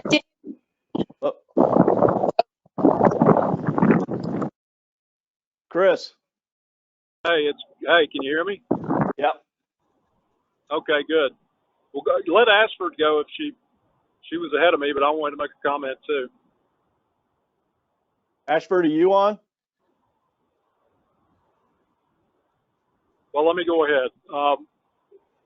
The reason this would fit ideally with Gulf States Marine Fisheries Commission, in my mind, was that this is basically disaster relief money that is funding this. And not unlike any other industry in the nation, due to COVID, the seafood industry and its various sectors suffered tremendously during COVID, during the shutdowns, now from lack of labor for various reasons, many of them COVID related, if not most of them COVID related. And the Gulf States Marine Fisheries Commission played a very important role for the Gulf Coast after Katrina with the emergency disaster relief program, and after the Deepwater Horizon incident with the oil disaster relief program, and did an excellent low-cost administrative job, coordinated meetings, did all the type work that a lead agency or lead participant would need to take in order for us to qualify for this EDA money. And we don't have very much time to make a decision, so that's unfortunate, but it's not anyone's fault. It's just that this money became available, and we need to have a proposal in, and we need to make a decision today in order to whether or not the Gulf states can be a participant in this and help this effort for the seafood industry and the fishing industry in general to have access to these funds to help us recover from COVID, which and so I would speak in favor of them. I would be willing to make a motion, but I'm driving. It'd probably be better for someone else to make the motion for the commission to play the role that LaDon spelled out in his presentation.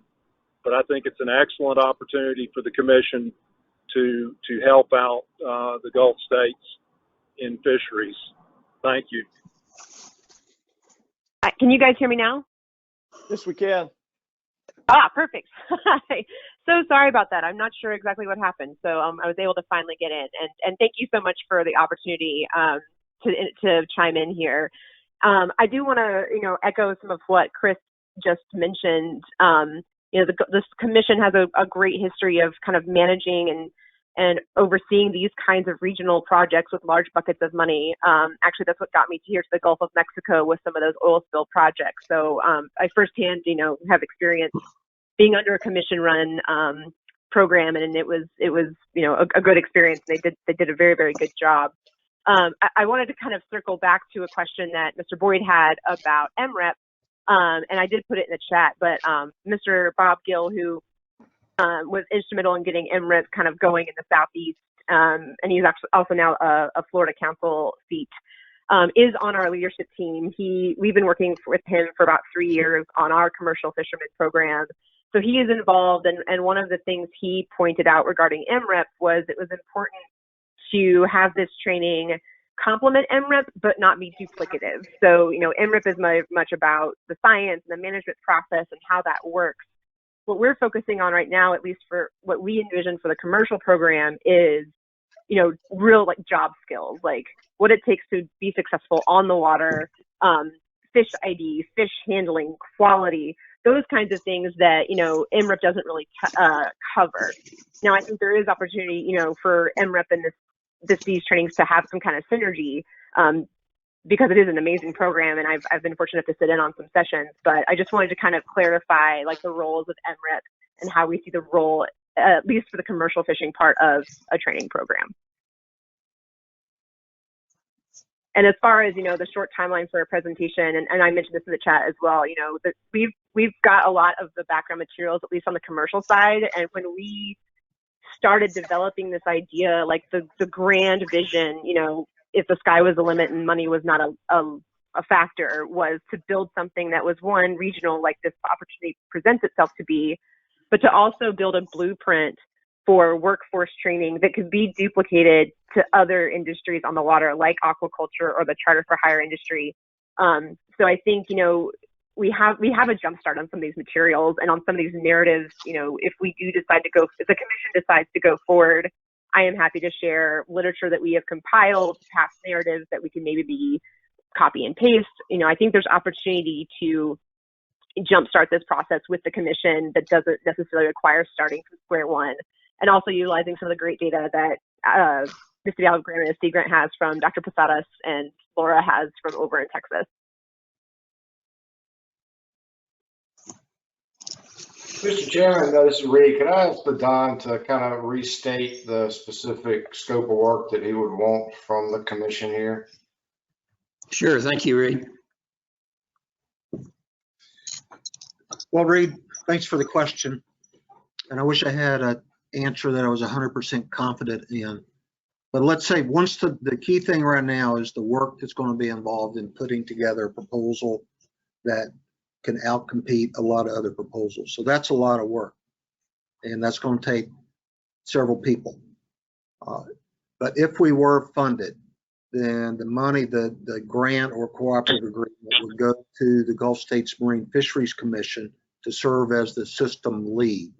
You know, Dave, you talked about one person. You know, just reading through this, it may be more than one person.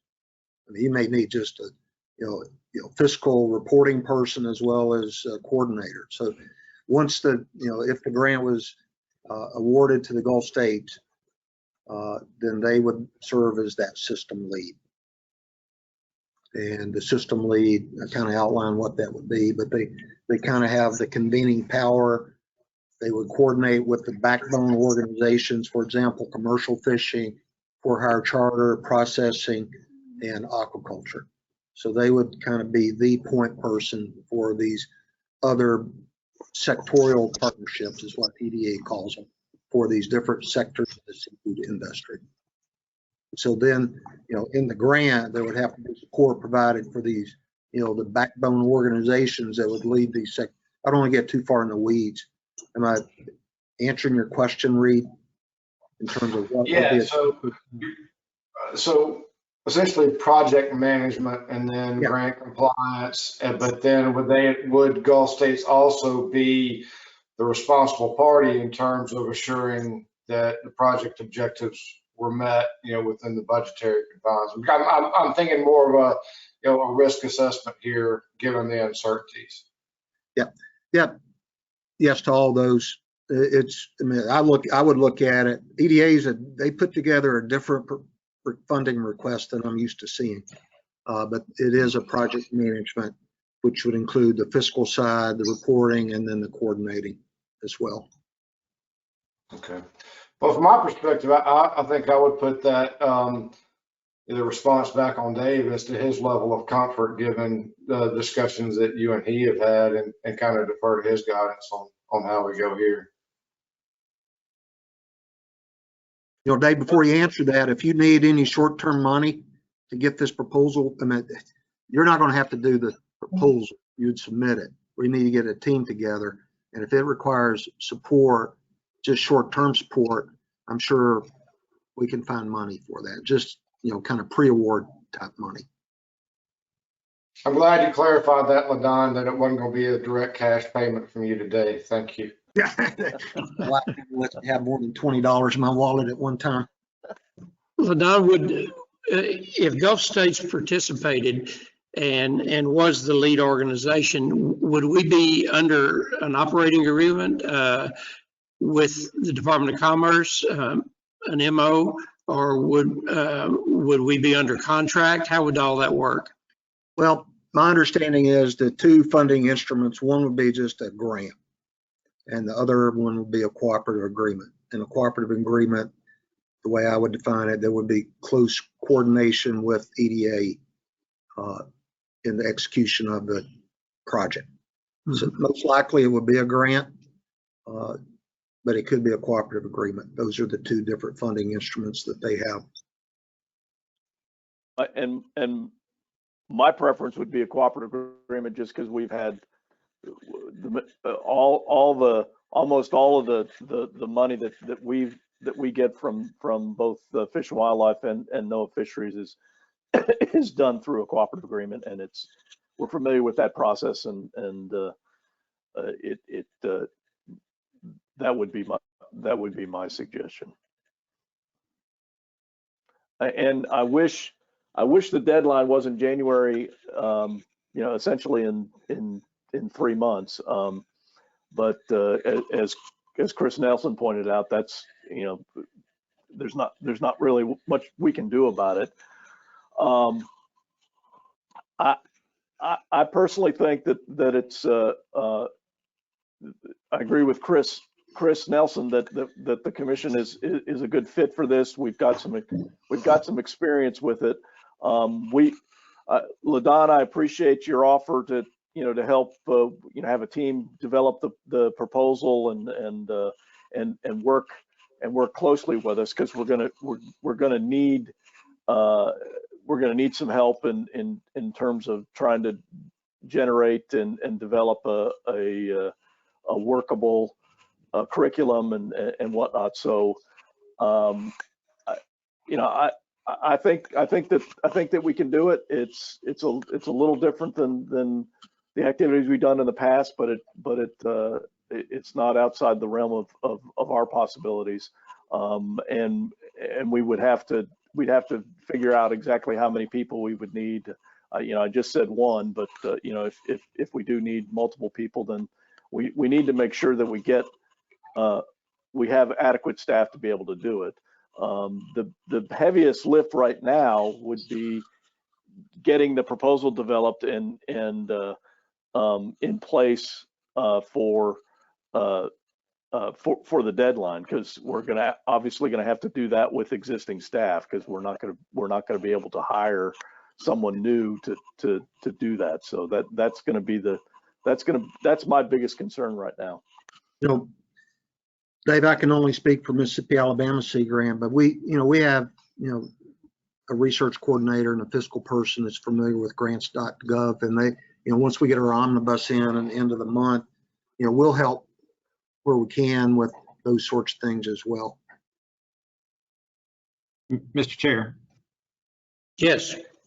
All right, so I'm just trying to make sure I got this straight. So really what we're looking at is just for the commission to decide if it's okay for the to use the existing staff short term to help develop this proposal, and if it's approved and the money is awarded, then a contract employee would be or employees, depending on what the requirements would be, would then be funded by that, and then their term would expire when the funding expired. Is that a very simple look at what we need to do right now?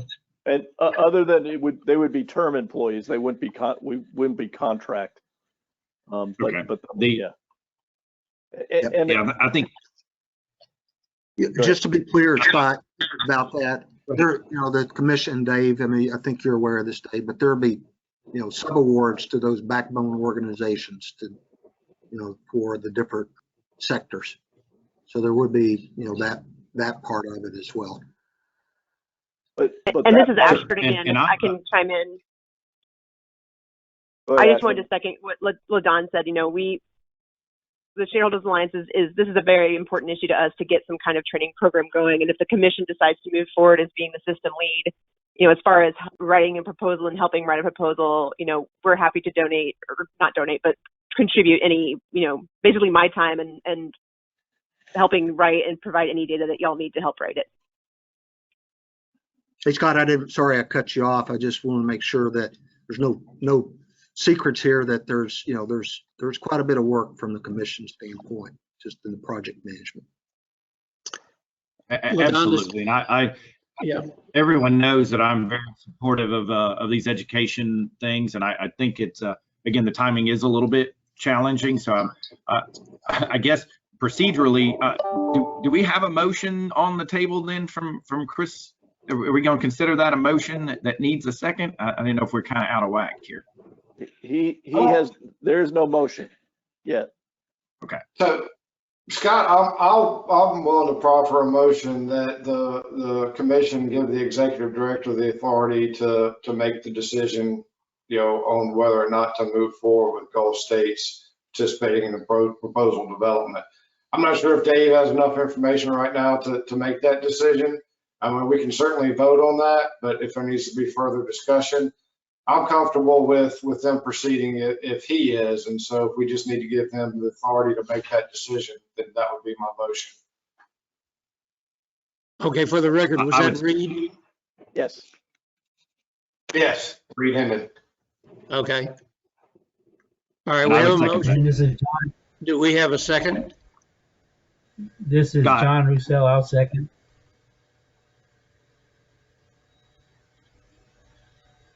Okay, there were people talking over each other. Who was the second? John Roussel. John, okay. John.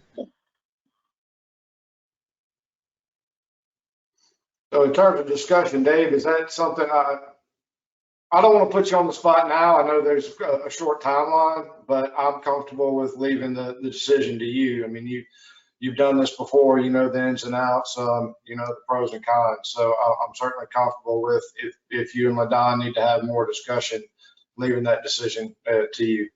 Yeah. Well, and that's fine, Reed. What I really wanted to make sure that the commission was comfortable with us moving forward with this type of program, and that they thought it was. You know, that y'all think that it's appropriate, and you know, if you saw any major issues that we shouldn't, then that's what I want to that's what I wanted to get out of this presentation. So yeah, your motion is fine, and you know, I'll obviously have more conversations with LaDon, and we'll make a decision here fairly quickly, because if we do want to move forward, we need to start moving now. So, Jason, do you have? I have a question for you. This is Doug. When did your organization first know about this and start to develop who you want to have be the lead in it? Mr. Board, was that question directed at me? Yes, sir. We've had probably 3, not 4 calls.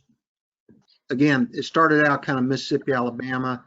On one of the calls, it probably was Chris, said, what about the commission? And so Dave joined, I think, were you on the last call, Dave? So it's been a month and a half probably since we started discussing this, maybe 2. I don't remember. Steve, do you remember the first call that we had? But anyway, Dave, you were on the last call, but Dave and I have been talking. Dave, I know Dave invited me to present today, and that was a few weeks ago when you asked, didn't you, Dave? Right. So we've been talking for a bit. I just can't give you an exact date. 2 days before IDAS when we had our first call. Oh, okay. A little over a month. All right. Well, we have a motion and a second, and we're in discussion. I have a couple of concerns about the speed and the process that we're going through to get the commission to concur with the idea of doing this. One of my big concerns is the administrative capabilities of our commission. We're talking about office space. We're talking about equipment, computer, whatever it is, desks, tables, chairs. We're talking about a support system. We're talking about utilizing people and equipment that we currently have on staff to move from what they're doing to something else. So I have a concern about that whole process and the speed with which this has to be done. I'm not sure, from my perspective, that we have an in-depth knowledge of what all is going to be required and what responsibilities the commission is going to have to whoever the lead agency in the government is. If it's the Department of Commerce or if it ends up being Noaa or whoever it is. So my concern is that we just don't have enough information at this point. We're moving very, very fast. And Dave, I'd ask you, last year when I was first on the commission, I believe we had a proposal to do a project with someone, and we declined because we felt we didn't have enough equipment, people, and process, and the responsibilities that would be on us. I don't remember what that project was, but the commission declined to do it. Yeah, that was with partnering with Noaa Fisheries Galveston Lab on several projects. And Dave, to that point, that was my motion, was to defer to you, because there are staff considerations that you don't know yet that you can better address than we can. So, those concerns certainly would be things that I would expect you to consider, before making a decision.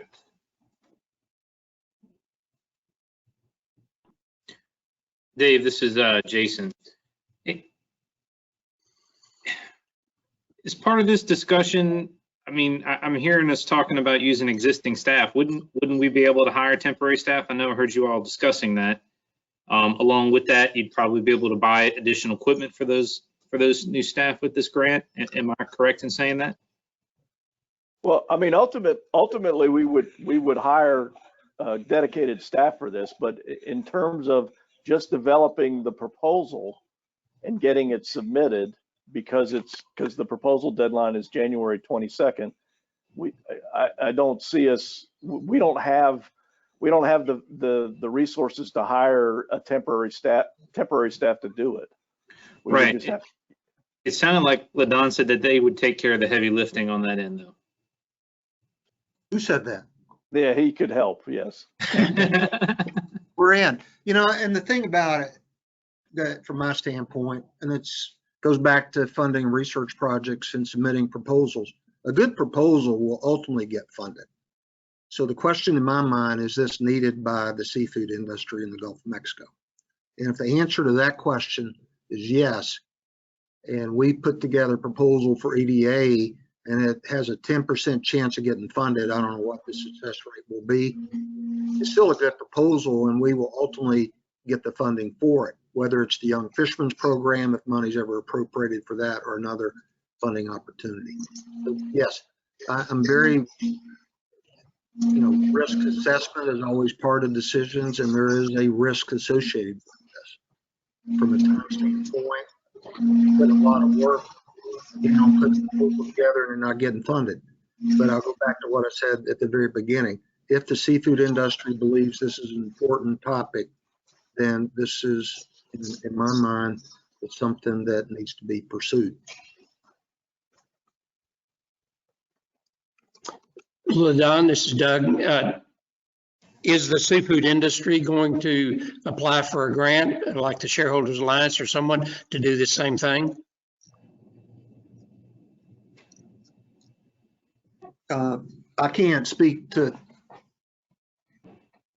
the other sectors, not that I'm aware of any. And I spoke with Reef Shareholders Alliance on Monday in Ashford. Really appreciate the timing of that call. Certainly, they had discussed the EDA funding opportunity. I don't want to put words in Ashford's mouth, but I believe she supports the commission serving as that system lead entity. Hi, this is Ashford. So I can contribute some background to that if that's helpful. So we had considered applying for the EDA funding because it does fit, with what we want to do. And I will say that, in the conversations I've had with the industry over the last 4 years, and as well as the work we've done up to this point, I can say at least the 25 industry members we've worked with for the last 2 years do think this is a need to get more training programs going. And that's another reason the Young Fishermen's Development Act will be so important once that gets appropriated. But, you know, yes, LaDonna is right. If the commission wants to move forward with this and commission serves as that, you know, lead agency or the system lead, you know, we would be very interested in being a part of this proposal as a larger visioning.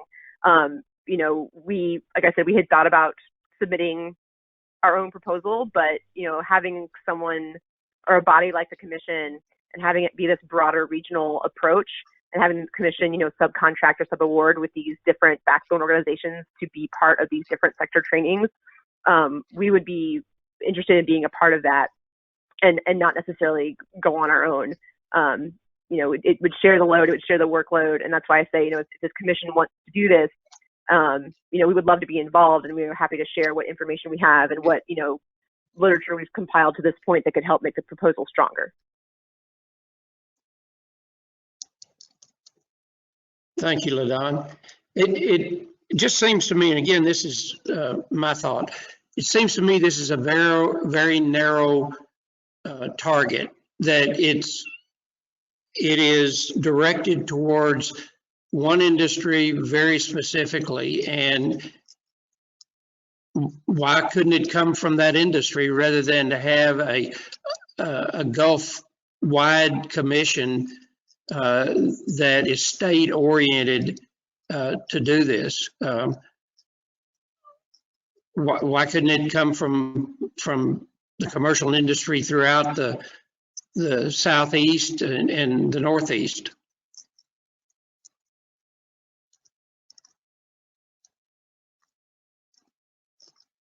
Mr. Chairman, this is Chris Nelson. I can try to comment. Hello. All right, that's fine. Okay. That's a fair question, and the industry could do that, but as Ashford explained, it would be helpful and I think entirely appropriate for the Gulf States Marine Fisheries Commission to play this role. Again, in the same way that it did with the Katrina relief and the oil disaster relief. And those were primarily helpful to the commercial industry, but also to, as has been mentioned, the for-hire sector of fisheries. And this is a fisheries group, and fisheries across the United States, but certainly in the Southeast and along the Gulf Coast, were affected by the COVID disaster, and this is disaster relief monies. I guess the fact that it's narrowly applied to fisheries makes it appropriate for Gulf states. And I don't know if that's what you're asking, or are you asking, is there some way to make it more broad within fisheries in terms of, should it be, is it applicable to something like environmental restoration and recreational fisheries that are also concerns in the Gulf States Marine Fisheries Commission purview? I can't speak to that, except that this is a jobs relief program. And as you mentioned earlier in your comments, everyone's having trouble getting labor and getting people to go back to work. And so jobs and the lack of available labor capacity is having an effect on the nation. And this would play a role in helping to resolve that. So again, I just would speak in favor of someone making a motion to move this forward. I think it's entirely appropriate for the commission to do this. The commission has experience in similar situations, providing its administrative expertise and ability to coordinate and again, administer programs like this. Sea Grant, LaDon has offered his help in writing the proposal. Ashford's offered the help of her organization that she is representing today to help write the proposal or the aspects of the proposal that they can provide detail for. I think the only question for Dave in terms of, is the next 90 days or less than 90 days really, is that an amount of time that you think you can squeeze a little more out of your existing staff in order to get this done? And really, not to put him on the spot, but he's about the only person that can judge that. And what I'm hearing, not to put words in his mouth, is that he thinks he can do it. And so as a commissioner, that gives me confidence that this is something that we could and absolutely should do. So thank you, Mr. Chairman. I appreciate the opportunity to comment. I wish someone would make a motion. I'm driving, so it would be more appropriate for someone to be able to write the motion down and then read it, I think. Well, we have, yes, Chris, we have a motion on the table at this point, and it has been seconded. Maybe the best thing to do is have Dave read it back to us if he could. Essentially, it's to leave the decision to move forward with the project, but the ultimate leave the decision up to me if we ultimately pull the trigger on it, just because I have the best knowledge of what the staff can and can't do. But it's my understanding that the motion was to proceed with this if I deem it to be able to be accomplished in the time frame that we're faced with. That's correct, Dave. I know there are a lot of questions. There's a lot of weeds to get into that we probably don't want to do given the short business meeting time frame we have here. So it was for you to do that due diligence, for you to assess the expected level of effort, from now until proposal submission that would be required of the staff, and make the best decision on behalf of the commission. And it doesn't say, I don't think anything in Gulf States Commission says that what the commission deals with has to include all sectors. I think there may be opportunities for looking at other sectors as part of this. So I'm fine with moving forward with a vote on the existing motion unless somebody else has any questions or comment. And I think, Reed, I think that's a good idea, because we've got another presentation and some other business, and we're quickly running out of time. So maybe a vote on the motion on the table would be appropriate. Well, as chairman, I'm not sure this is correct procedure, but I would offer a substitute motion that if approved by this commission, that Dave and the executive committee makes the final approval.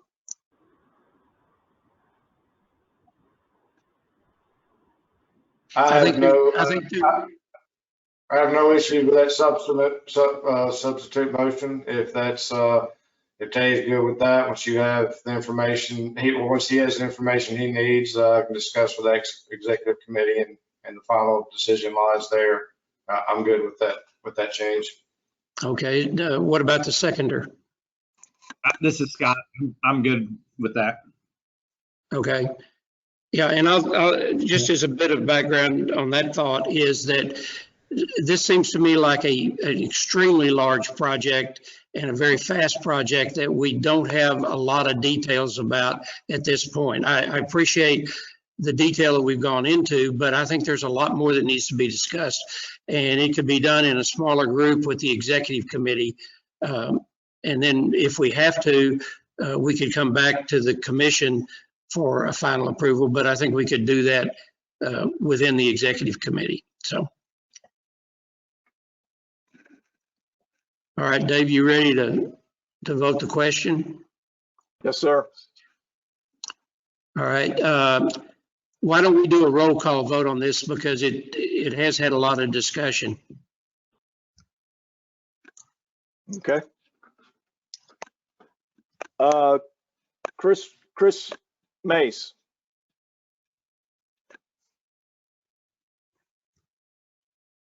Approve that motion. Doug Boyd. I'm going to reserve as chairman until the end. All right. Jason Froba. Yes. John Roussel.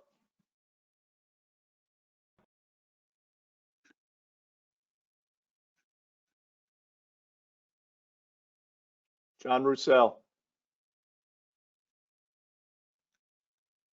We'll go back. Yes. Okay. Yeah. Yes. Got it. Thank you, John. Jay Luna.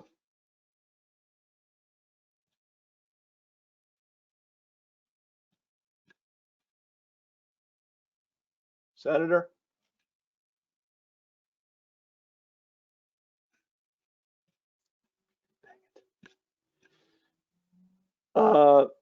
Joe Spraggins or Rick Burris. I don't know if the general has gotten on. Hey, this is Rick. Vote yes. Reed Hendon. Yes. Scott Bannon. Yes. Chris Nelson. Yes. Dan Eleanor. Yes. Senator Luna.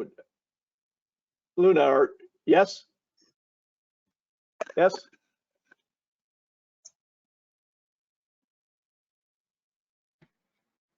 Yes. All right, thank you. All right, Mr. Chairman, it passes unanimously. So Yes, sir. we will work. I'll work with Don, and then we'll get the executive committee back together and make a decision here in a short time frame. Okay, So, thank you. Thank you, commissioners. Thank you, Dave, and everyone. Thanks, LaDon. So I would suggest we take a quick break and then get back and have Luis and Michelle give the presentation about the National Academy's presentation. So what is it? How about get back at 3:35. All right, Mr. Chair, hopefully everyone's back and we can, Luis and Michelle, are you all on? Yep, there's Luis.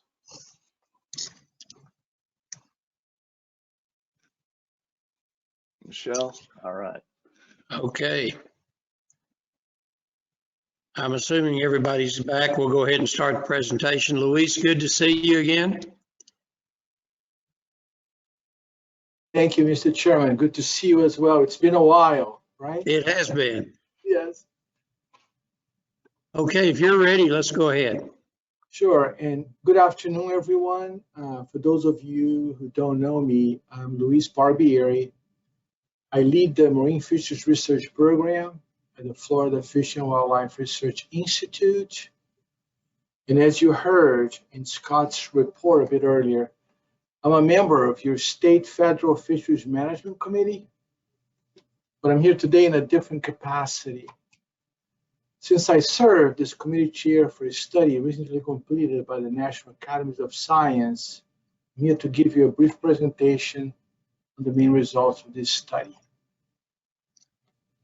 Before I get started on the presentation, I'd like to thank the Commission for the invitation to provide this briefing. It's great to be here, and I look forward to the discussion. And also like to recognize two additional study committee members, Michelle Duval and Kyle Lorenzen, have graciously agreed to join us today, and they will help me address any questions that you might have about the study results and the main outcomes of this study.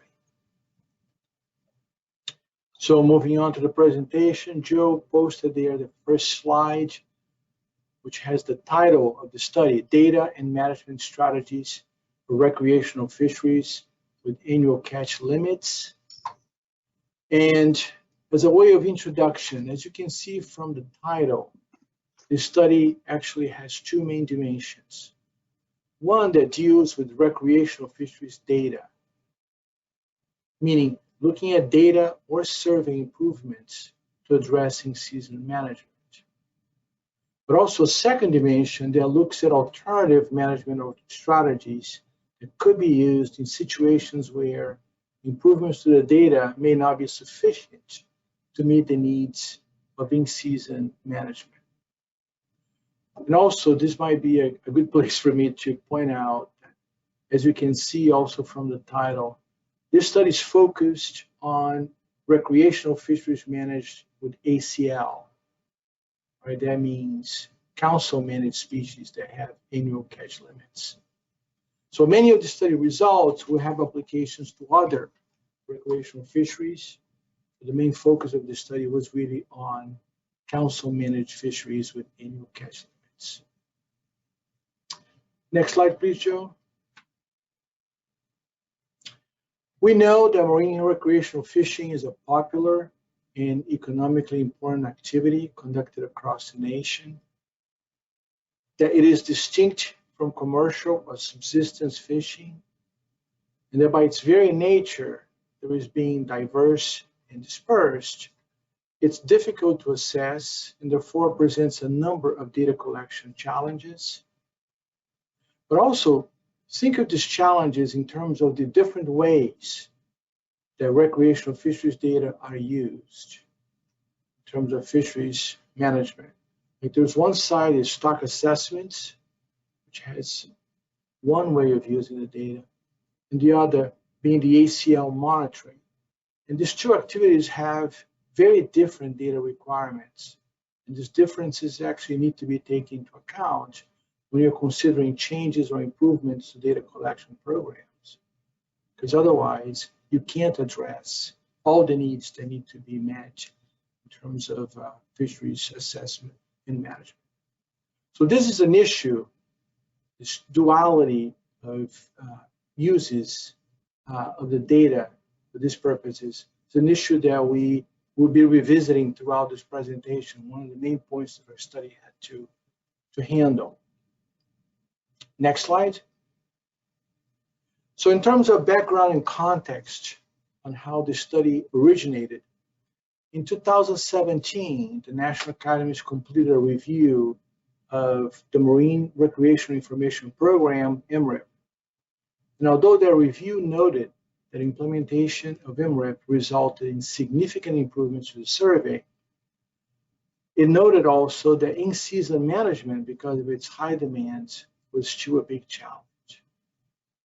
In 2018, the Modernizing Recreational Fisheries Management Act, which is also known as the Modern Fish Act, MFA, like you see there on the screen, was signed into law and called for a National Academy study on how well MRIP meets the needs of in-season management of fisheries managed with ACLs.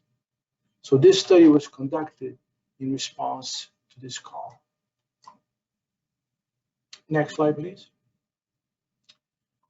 Charge of the committee. Committee charge follow a statement of tasks that can summarize by these three main tasks that you see here. First, if and how the design of MRIP for the purposes of stock assessment and the determination of stock management reference points can be improved to better meet the needs of in-season management of annual catch limits. Second, what actions the Secretary, councils, and states could take to improve the accuracy and timeliness of data collection and analysis to improve or supplement MRIP in facilitating season management. And lastly, what alternative management approaches could be applied to recreational fisheries, consistent with requirements for fisheries ACLs, for which MRIP is not sufficient to meet the needs of in-season management. So as you can see from the language, almost directly from the Modern Fish Act, this study was focused very much on in-season management. So focus on management of council-managed species, in-season management. Next slide, please.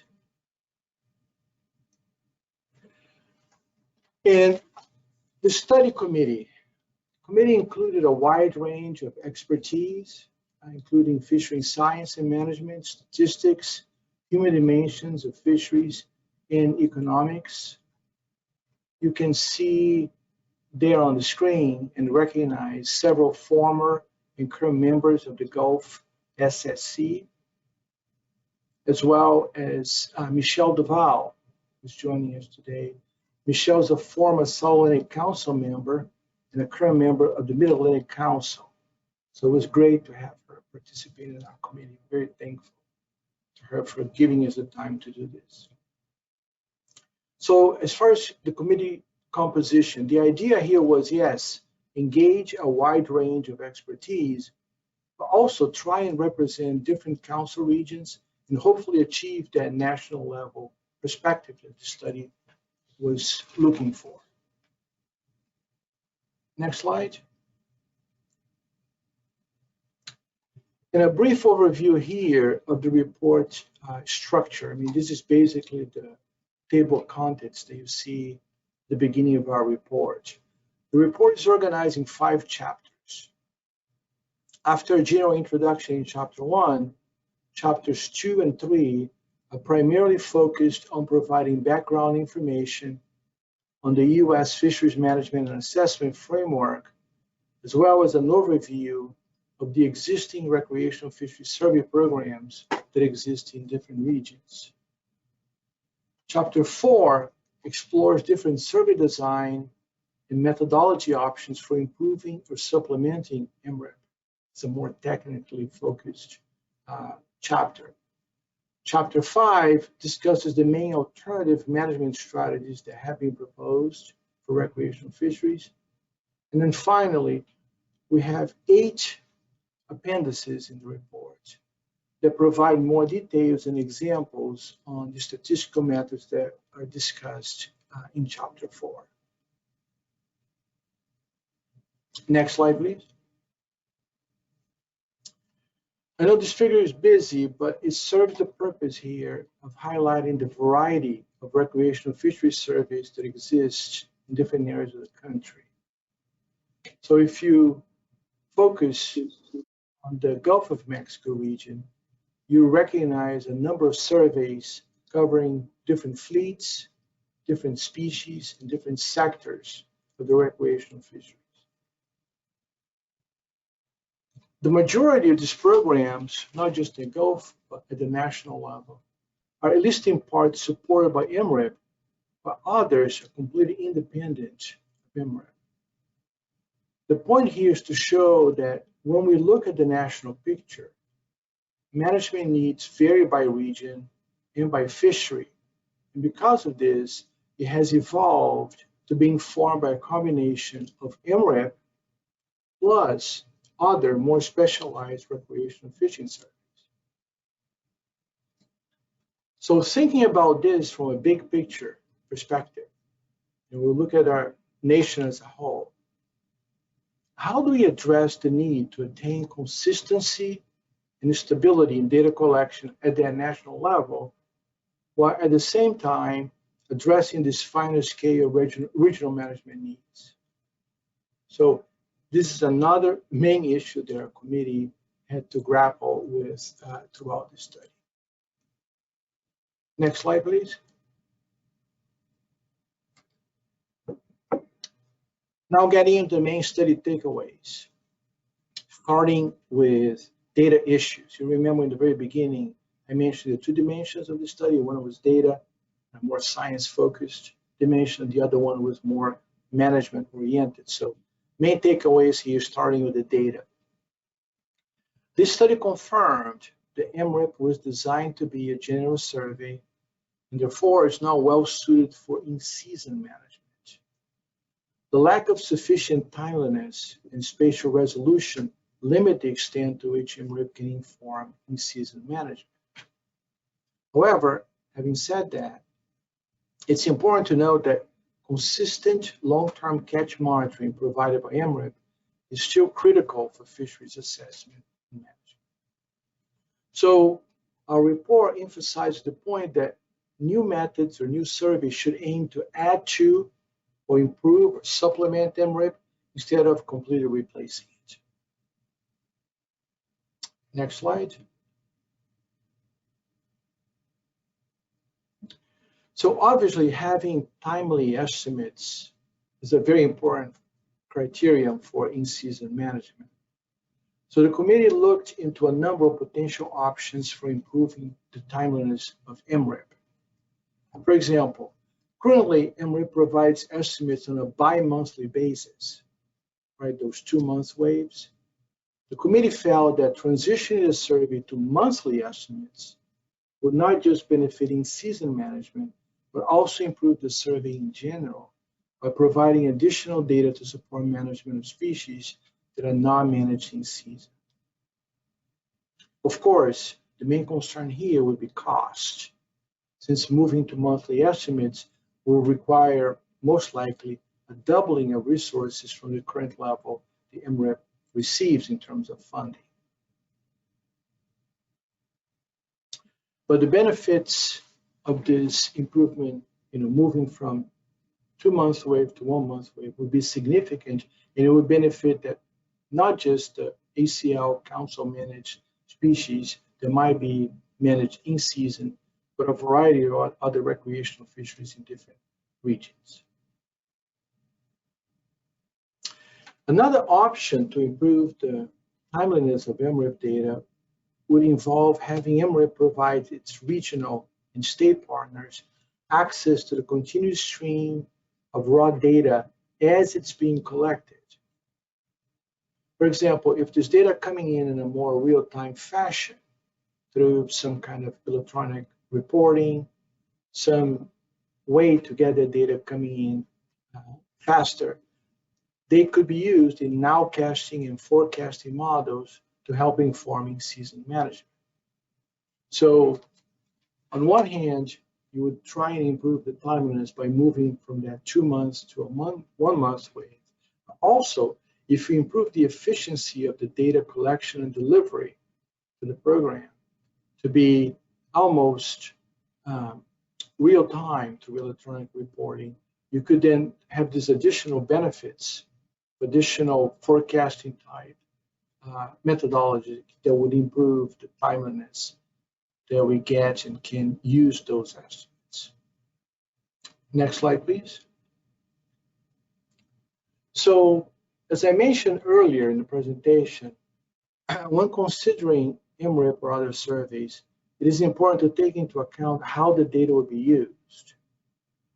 So, although the MRIP program has statistical soundness and it's a well-established program, we have to recognize that it was designed as a general survey, and therefore its precision is greatest for annual estimates at the regional level.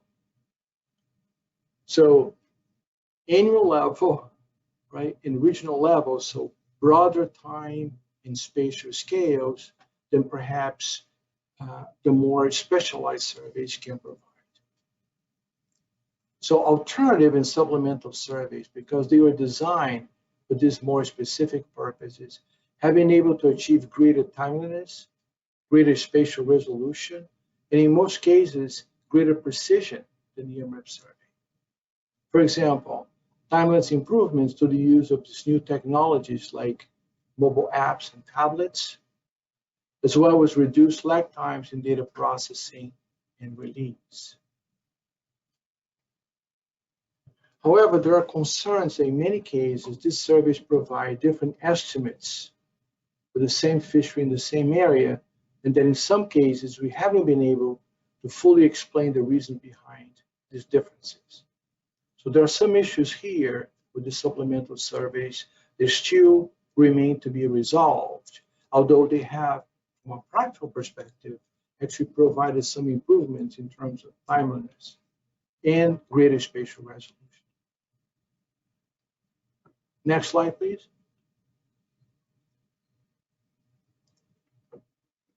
And to that point, the committee felt it was important to emphasize that implementation of the supplemental surveys should be based on close coordination with all the partners in the region, and 2, calibration of different surveys should be a priority. The reason behind this is because Since stock assessments rely on long time series of consistently collected data, and most council-managed stocks straddle state and survey boundaries, calibration of surveys is essential when a single survey is not sufficient to support all assessment and management needs. Right? So this is easy to understand that if we are managing at that broader scale, and we're going to be assessing at that broader scale, we have to have surveys that are consistent along those scales. Next slide, please. And although there are different ways to achieve this regional coordination, the committee emphasized the use of the MREP regional implementation team structure, which, as you know, operates in the Gulf with the oversight and coordination of our Gulf FIN program, right, the Gulf Fisheries Information Network. This framework is already in place and has a record of success for integrating partner input, as well as prioritizing and coordinating regional needs. So why not take advantage of this structure that's already in place? We already use it. All of us already participate in this effort and use this as a forum for discussion that help us identify these regional priorities and ensure their regional coordination, as we need to address stock assessment and management needs in each one of the regions. Next slide, please. So again, as I mentioned before, Chapter 4 provides a discussion of a variety of novel statistical approaches, survey methods, and recommendations on the use of additional data sources as ways to improve or optimize the use of MREP data for in-season management. For example, I put a couple of examples here. Techniques for defining and managing outliers, right? And as well as incorporating supplementary or ancillary data as a way to improve the quality of estimates or catch projections. So, you know, as you look into that Chapter 4, you're going to see a whole menu of a number of different techniques and methodologies, statistical, that can be used to help improve, optimize use of MREP and other recreational fisheries survey data. Next slide, please. Now, moving on to main takeaways on the management side of things. The Modern Fish Act specified that Noaa fisheries and the councils can implement alternative management approaches that are more suitable to the nature of recreational fishing, as long as they still adhere to the requirements established by the Magnuson-Stevens Act. So Chapter 5 addresses this issue and discusses the pros and cons of several alternative management strategies being considered. And I listed several of them here, you know, those being harvest rate management, harvest tags, depth and distance-based management, conservation equivalency, and the use of permits, endorsements, and stamps. Next slide. And one of the key recommendations in this regard is that Noaa fisheries, the councils, interstate fisheries commissions, and states should work together to pilot test, number one, the use of harvest tags for low ACL, rare event species, or the species that may not be well suited for sampling by MREP. So, for example, think tilefish or other species that we know are relatively low ACL, we know are difficult to sample with traditional fishery surveys.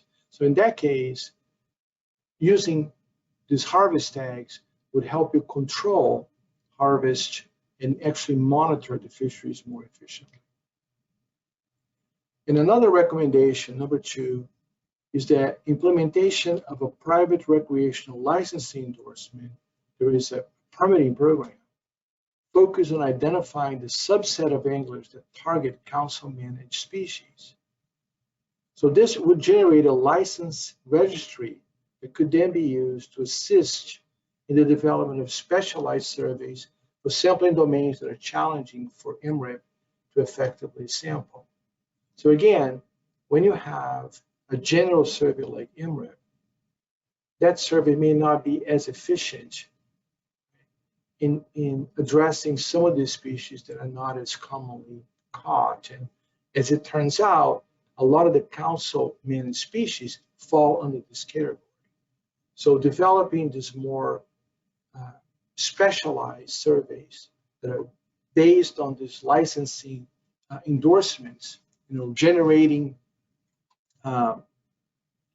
license frameworks, right, for those specialized fisheries would help improve the efficiency of those surveys, and they could supplement MRIP and improve data collection. And as you know, I mean, this is very similar to a lot of the surveys that we have implemented over the last 4 or 5 years in the Gulf by different states through Amendment 50, right, for red snapper in the Gulf. Next slide, please. And on the issue of in-season management, the committee also discussed the fact that the need for increased timeliness in recreational survey data is driven largely by the fact that in many cases, SCLs are set and monitored on a strictly annual basis. A generalized carryover provision for recreational ACL underages and overages would reduce the need for precise catch management on an annual basis by allowing those deviations to be corrected the following year. And we know that these types of carryover approaches have been found to be generally sustainable, and the committee recommended they be further explored for using situations where they reduce the need for that precise catch management on an annual basis. Next slide, please.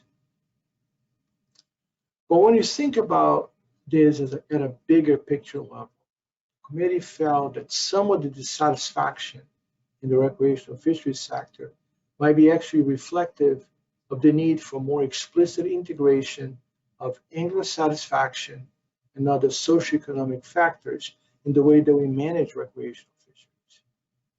So one of the report's recommendations was that Noaa fisheries and the councils should develop a process for engaging recreational fisheries stakeholders in a more in-depth discussion of optimum yield and how it can be used to identify and prioritize management objectives that are better suited to the cultural, economic, and conservation goals of the angling community.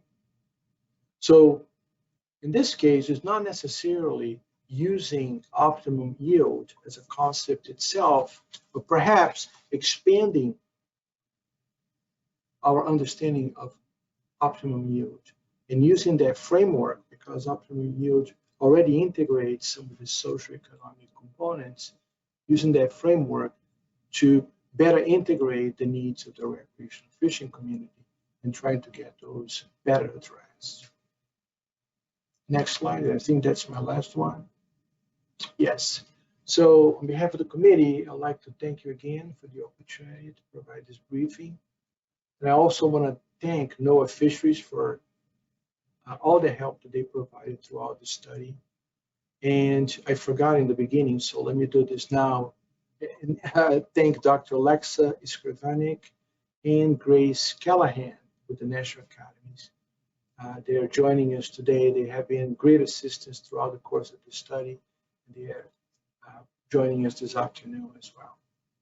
So I put there a reminder that the report is available for download in case you haven't downloaded and taken a look yet. It's available from the National Academies Press website at the nap.edu. And that completes my presentation, Mr. Chairman. Michelle, Kai, and I will be glad to address any questions you might have. All right, thank you, Luis. And Michelle, good to see you again too. Any questions?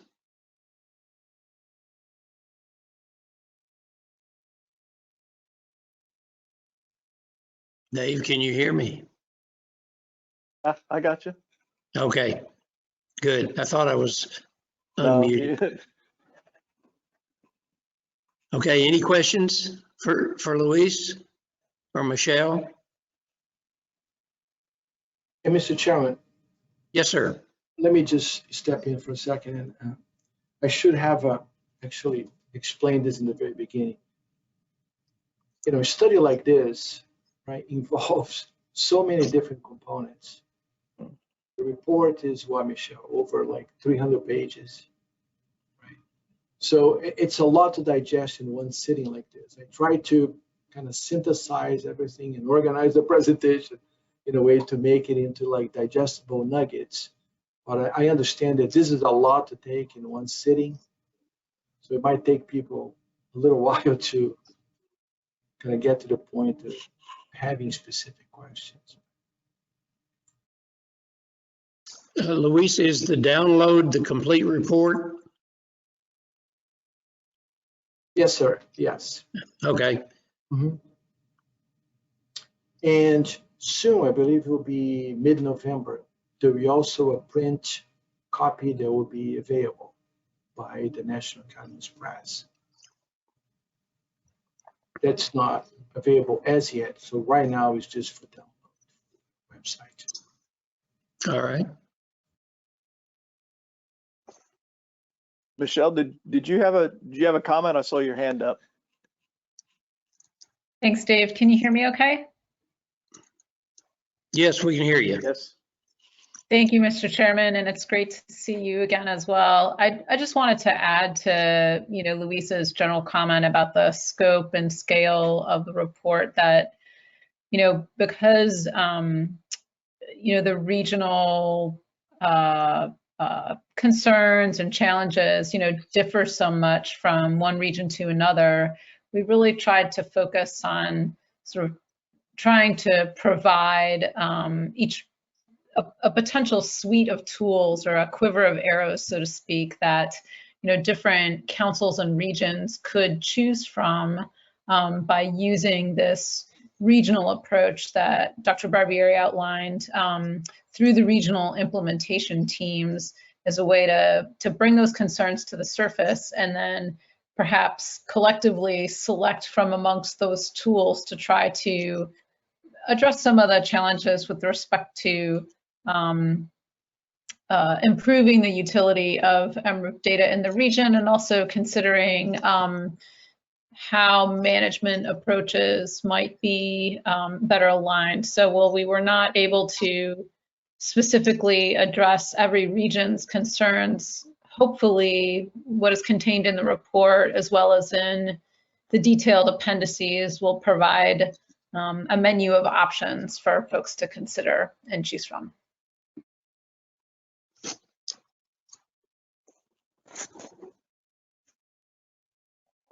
Thank you, Michelle. Does anybody else have any comments? Commission members or others? Mr. Chairman, I've got a comment. I just wanted to thank both Luis and Michelle for coming, and you're right, Luis. There's a lot of information in the 300-page report. Hopefully, we'll have some time to digest it, and we know how we can reach out to both of y'all if we have additional questions. But I appreciate y'all taking the time and coming to talk to us today. It was a good presentation. I think you covered a very complex report and concept in a very digestible way. So thank you. Luis, is this the report that you're going to be giving at the Gulf Council meeting? Yes, sir. Actually, that's scheduled for next week on Wednesday morning at the Data Collection Committee, I believe. Okay. Yeah. Okay, so if any of the commissioners wanted to sit in again, and they could do that online. Okay, thank you, Luis and Michelle. Yeah, thank you for the opportunity. It was great to come and give this presentation. Thank you, Mr. Chairman.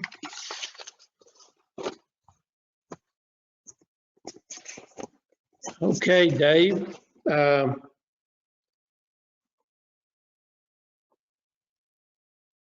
We're to number 11. And why don't I turn that one over to you, okay? Yes, sir. So the plan for the March meeting is to meet in person, and because of that, we will be presenting the 2020 recipient Harriet Perry, which we have not been able to do. But because we'll be actually presenting the award in March, in October, we will also have another presentation for the 2022 recipient. In your briefing book is a list of the past recipients, and we need to select a recipient for next October. So, and I believe Scott Bannon has a suggestion. So we'll open the floor. Scott, are you still there? I am. Okay, good. Sorry about that. Yes, I would like to present a nomination of Dr. Tom McElwain, a gentleman who spent nearly 50 years in the fisheries world, working GCRL and National Marine Fishery Service, and did some work with Congress. And so I think that would be and his name has come up in the past before. We always have a lot of good candidates, but I would like to nominate Dr. Tom McElwain. This is Reed. I wholeheartedly second that nomination. I've mentioned him in the past, and I think when you think about fisheries management in the Gulf of Mexico and you look at that award recipient list, to me, that's been a glaring omission. So I wholeheartedly second that nomination. Okay, we have a name in nomination.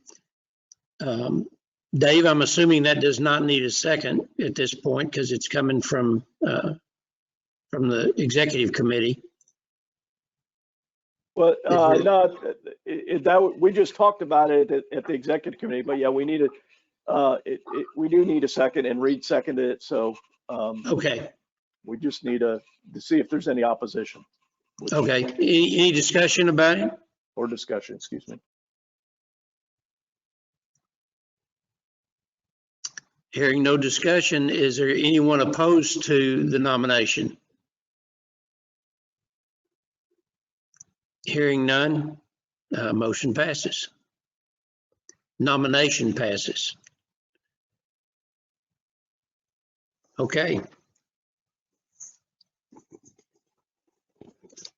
Next on the agenda is Gulf States reports, program reports. Dave? Mr. Chairman, before we get, each of the program coordinators are going to give a brief overview of their programs and highlights. Because we kind of went long, I'm going to recommend that each of the program coordinators keep it to like 5 minutes and just give us the highlights.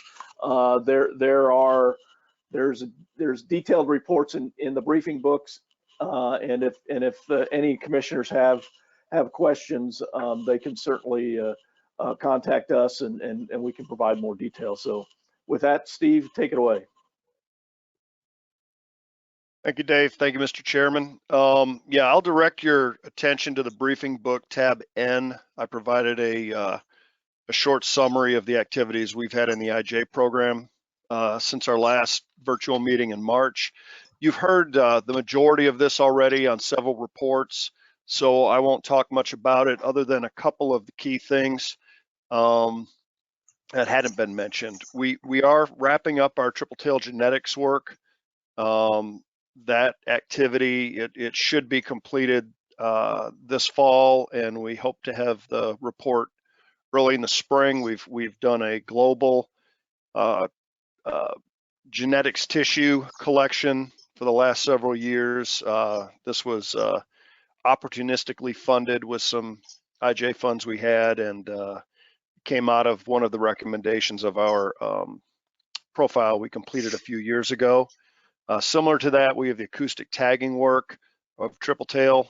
We started that in 2019, put some of the first tags, acoustic tags out that were in the Gulf, 50 in the late 2019. We have tags currently that we're trying to deploy. So far, we've only put 2 out this year, and 1 was killed 2 weeks after we put it out. So we have 1 fish swimming around there with a pinger right now. We're hoping to get some tags out before they completely move out of the northern Gulf, but with the fronts coming through, that's probably not going to happen. We have still got plans to do a regional flounder symposium.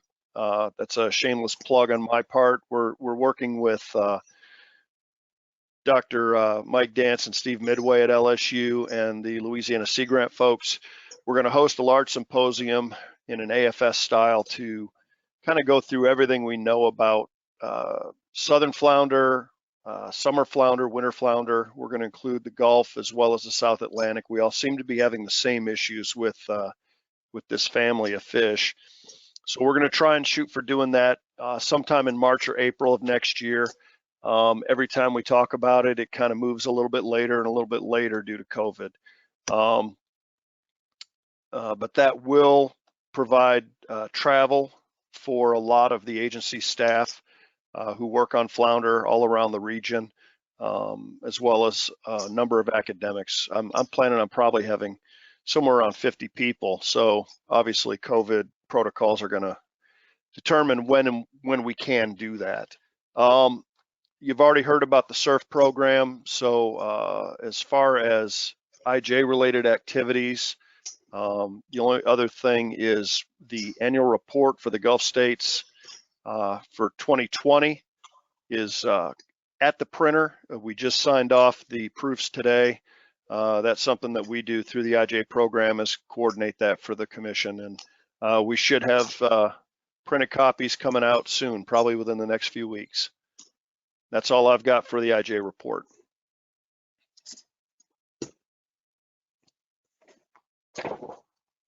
Any questions? Any questions for Steve? Okay, next topic, aquaculture. All right. This won't take very long either. I also provided a short overview as tab O in the briefing book. We are in the process of making our final decisions on the 2022 pilots. We received a number of good projects. We had 1.4 million available for next year, and we're in the process of completing the NEPA reviews now. I think there's one last project that has to be reviewed by Noaa before we can go ahead and make the final determinations. Additional funds were provided this year for an integrated multi-trophic aquaculture demonstration project. This was brand new for us. It was $2 million for a single demonstration. It had very specific qualifications that had to be met. We put out an RFP, received projects, and that is currently under NEPA and ESA evaluation as well.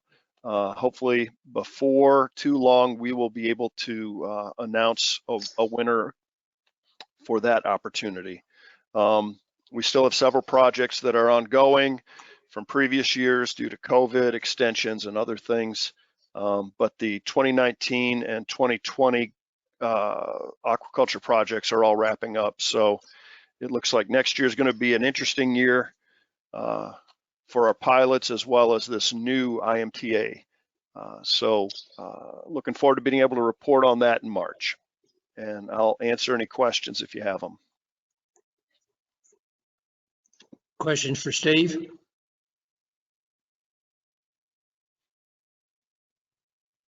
Hearing none, next topic. Cmap. Thank you, Steve.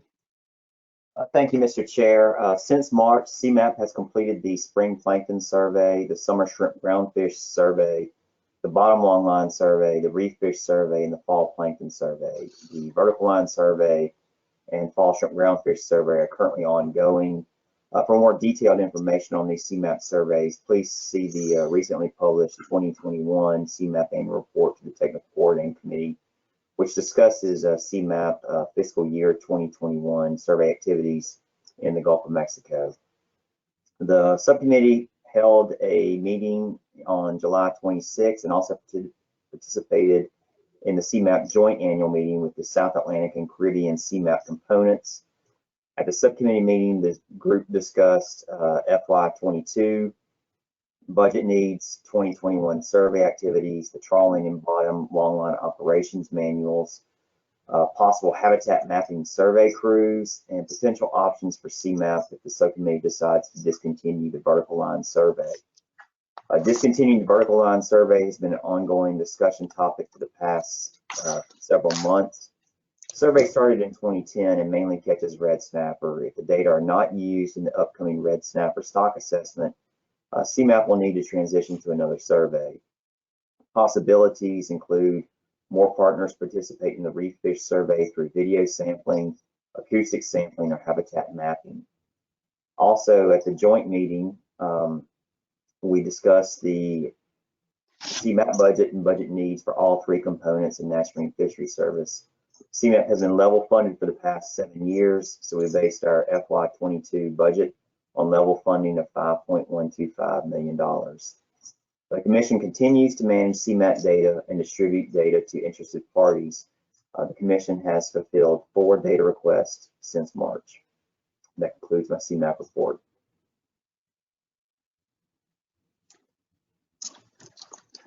Thank you, Jeff. Any questions for Jeff?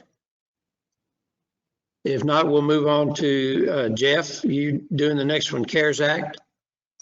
Yes.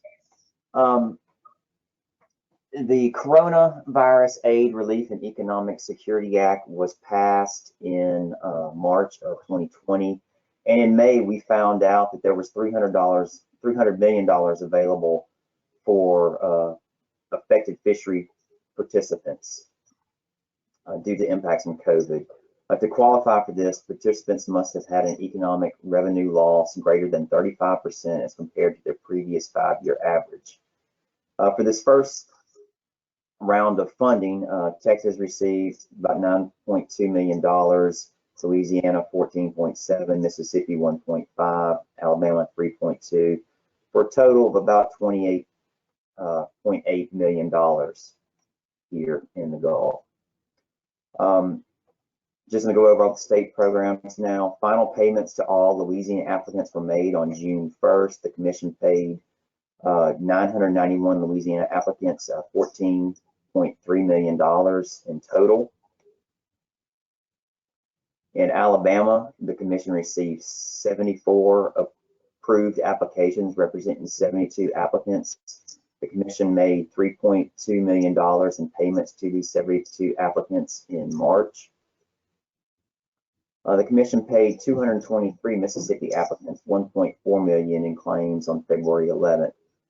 Funding originally budgeted for project administration was repurposed in August to pay additional claims. These funds paid 169 applicants over $22,000 on August 24th. Whoop. I'm not sure why that jumped like that.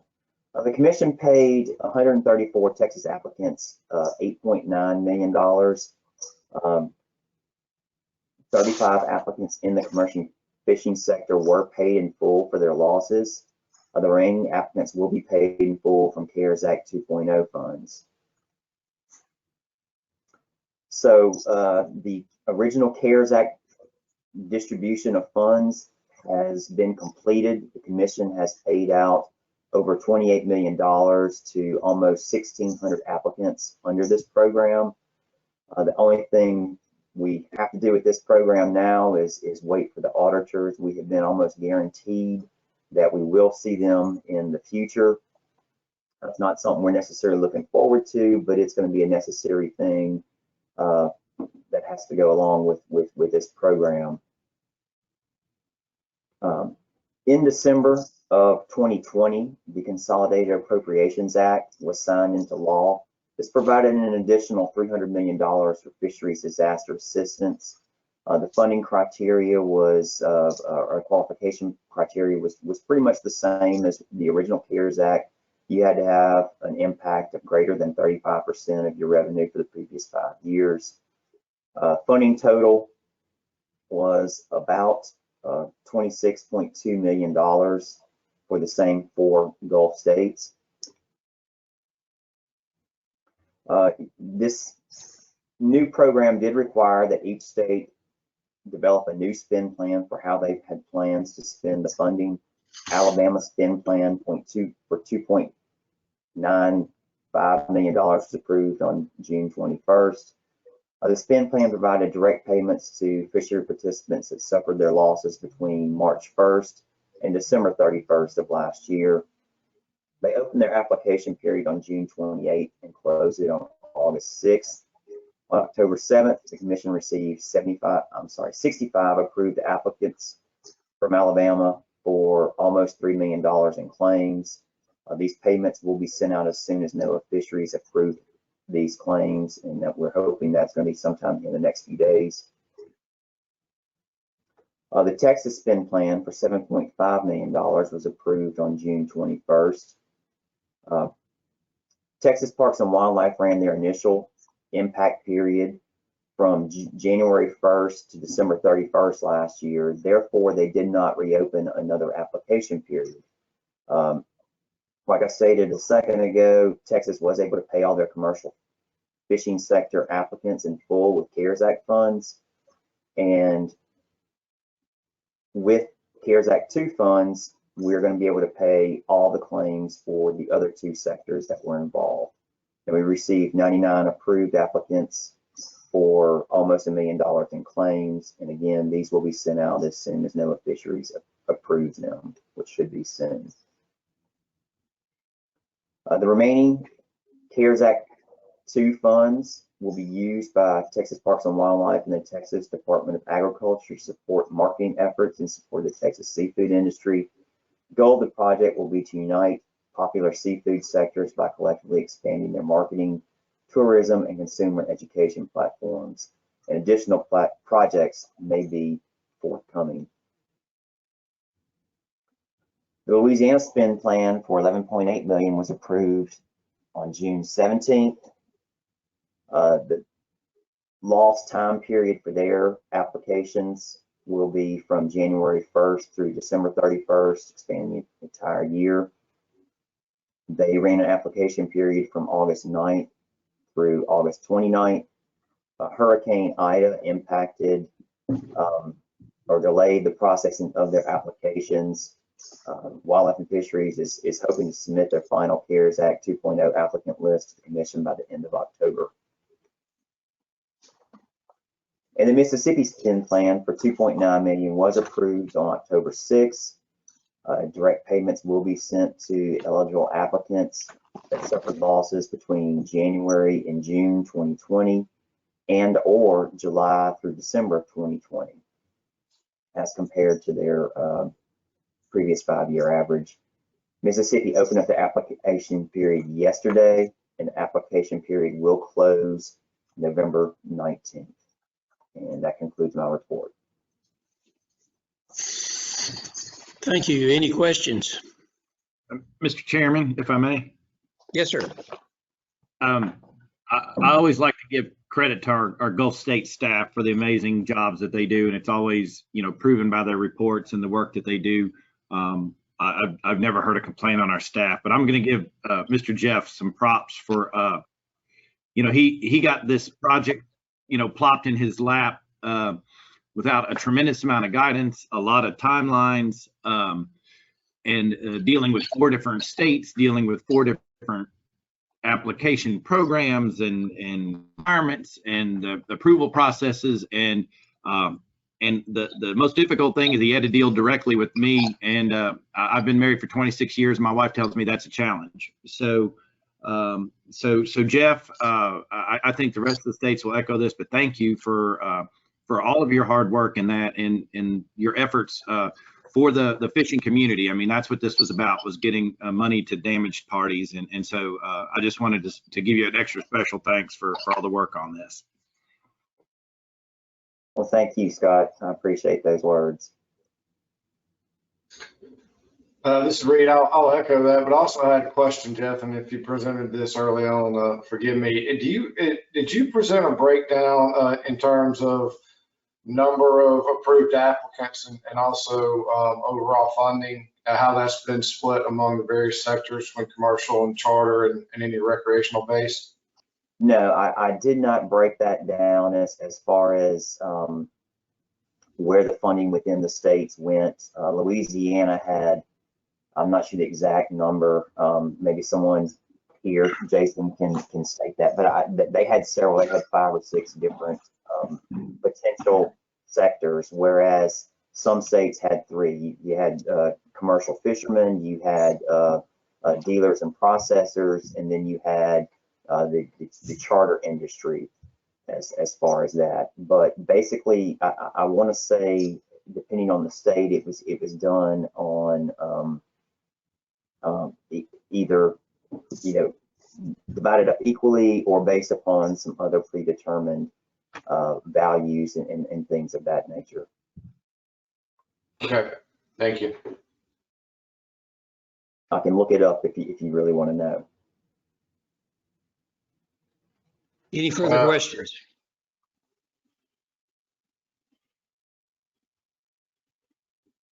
Okay, let's move to the next topic, which is sport fish restoration.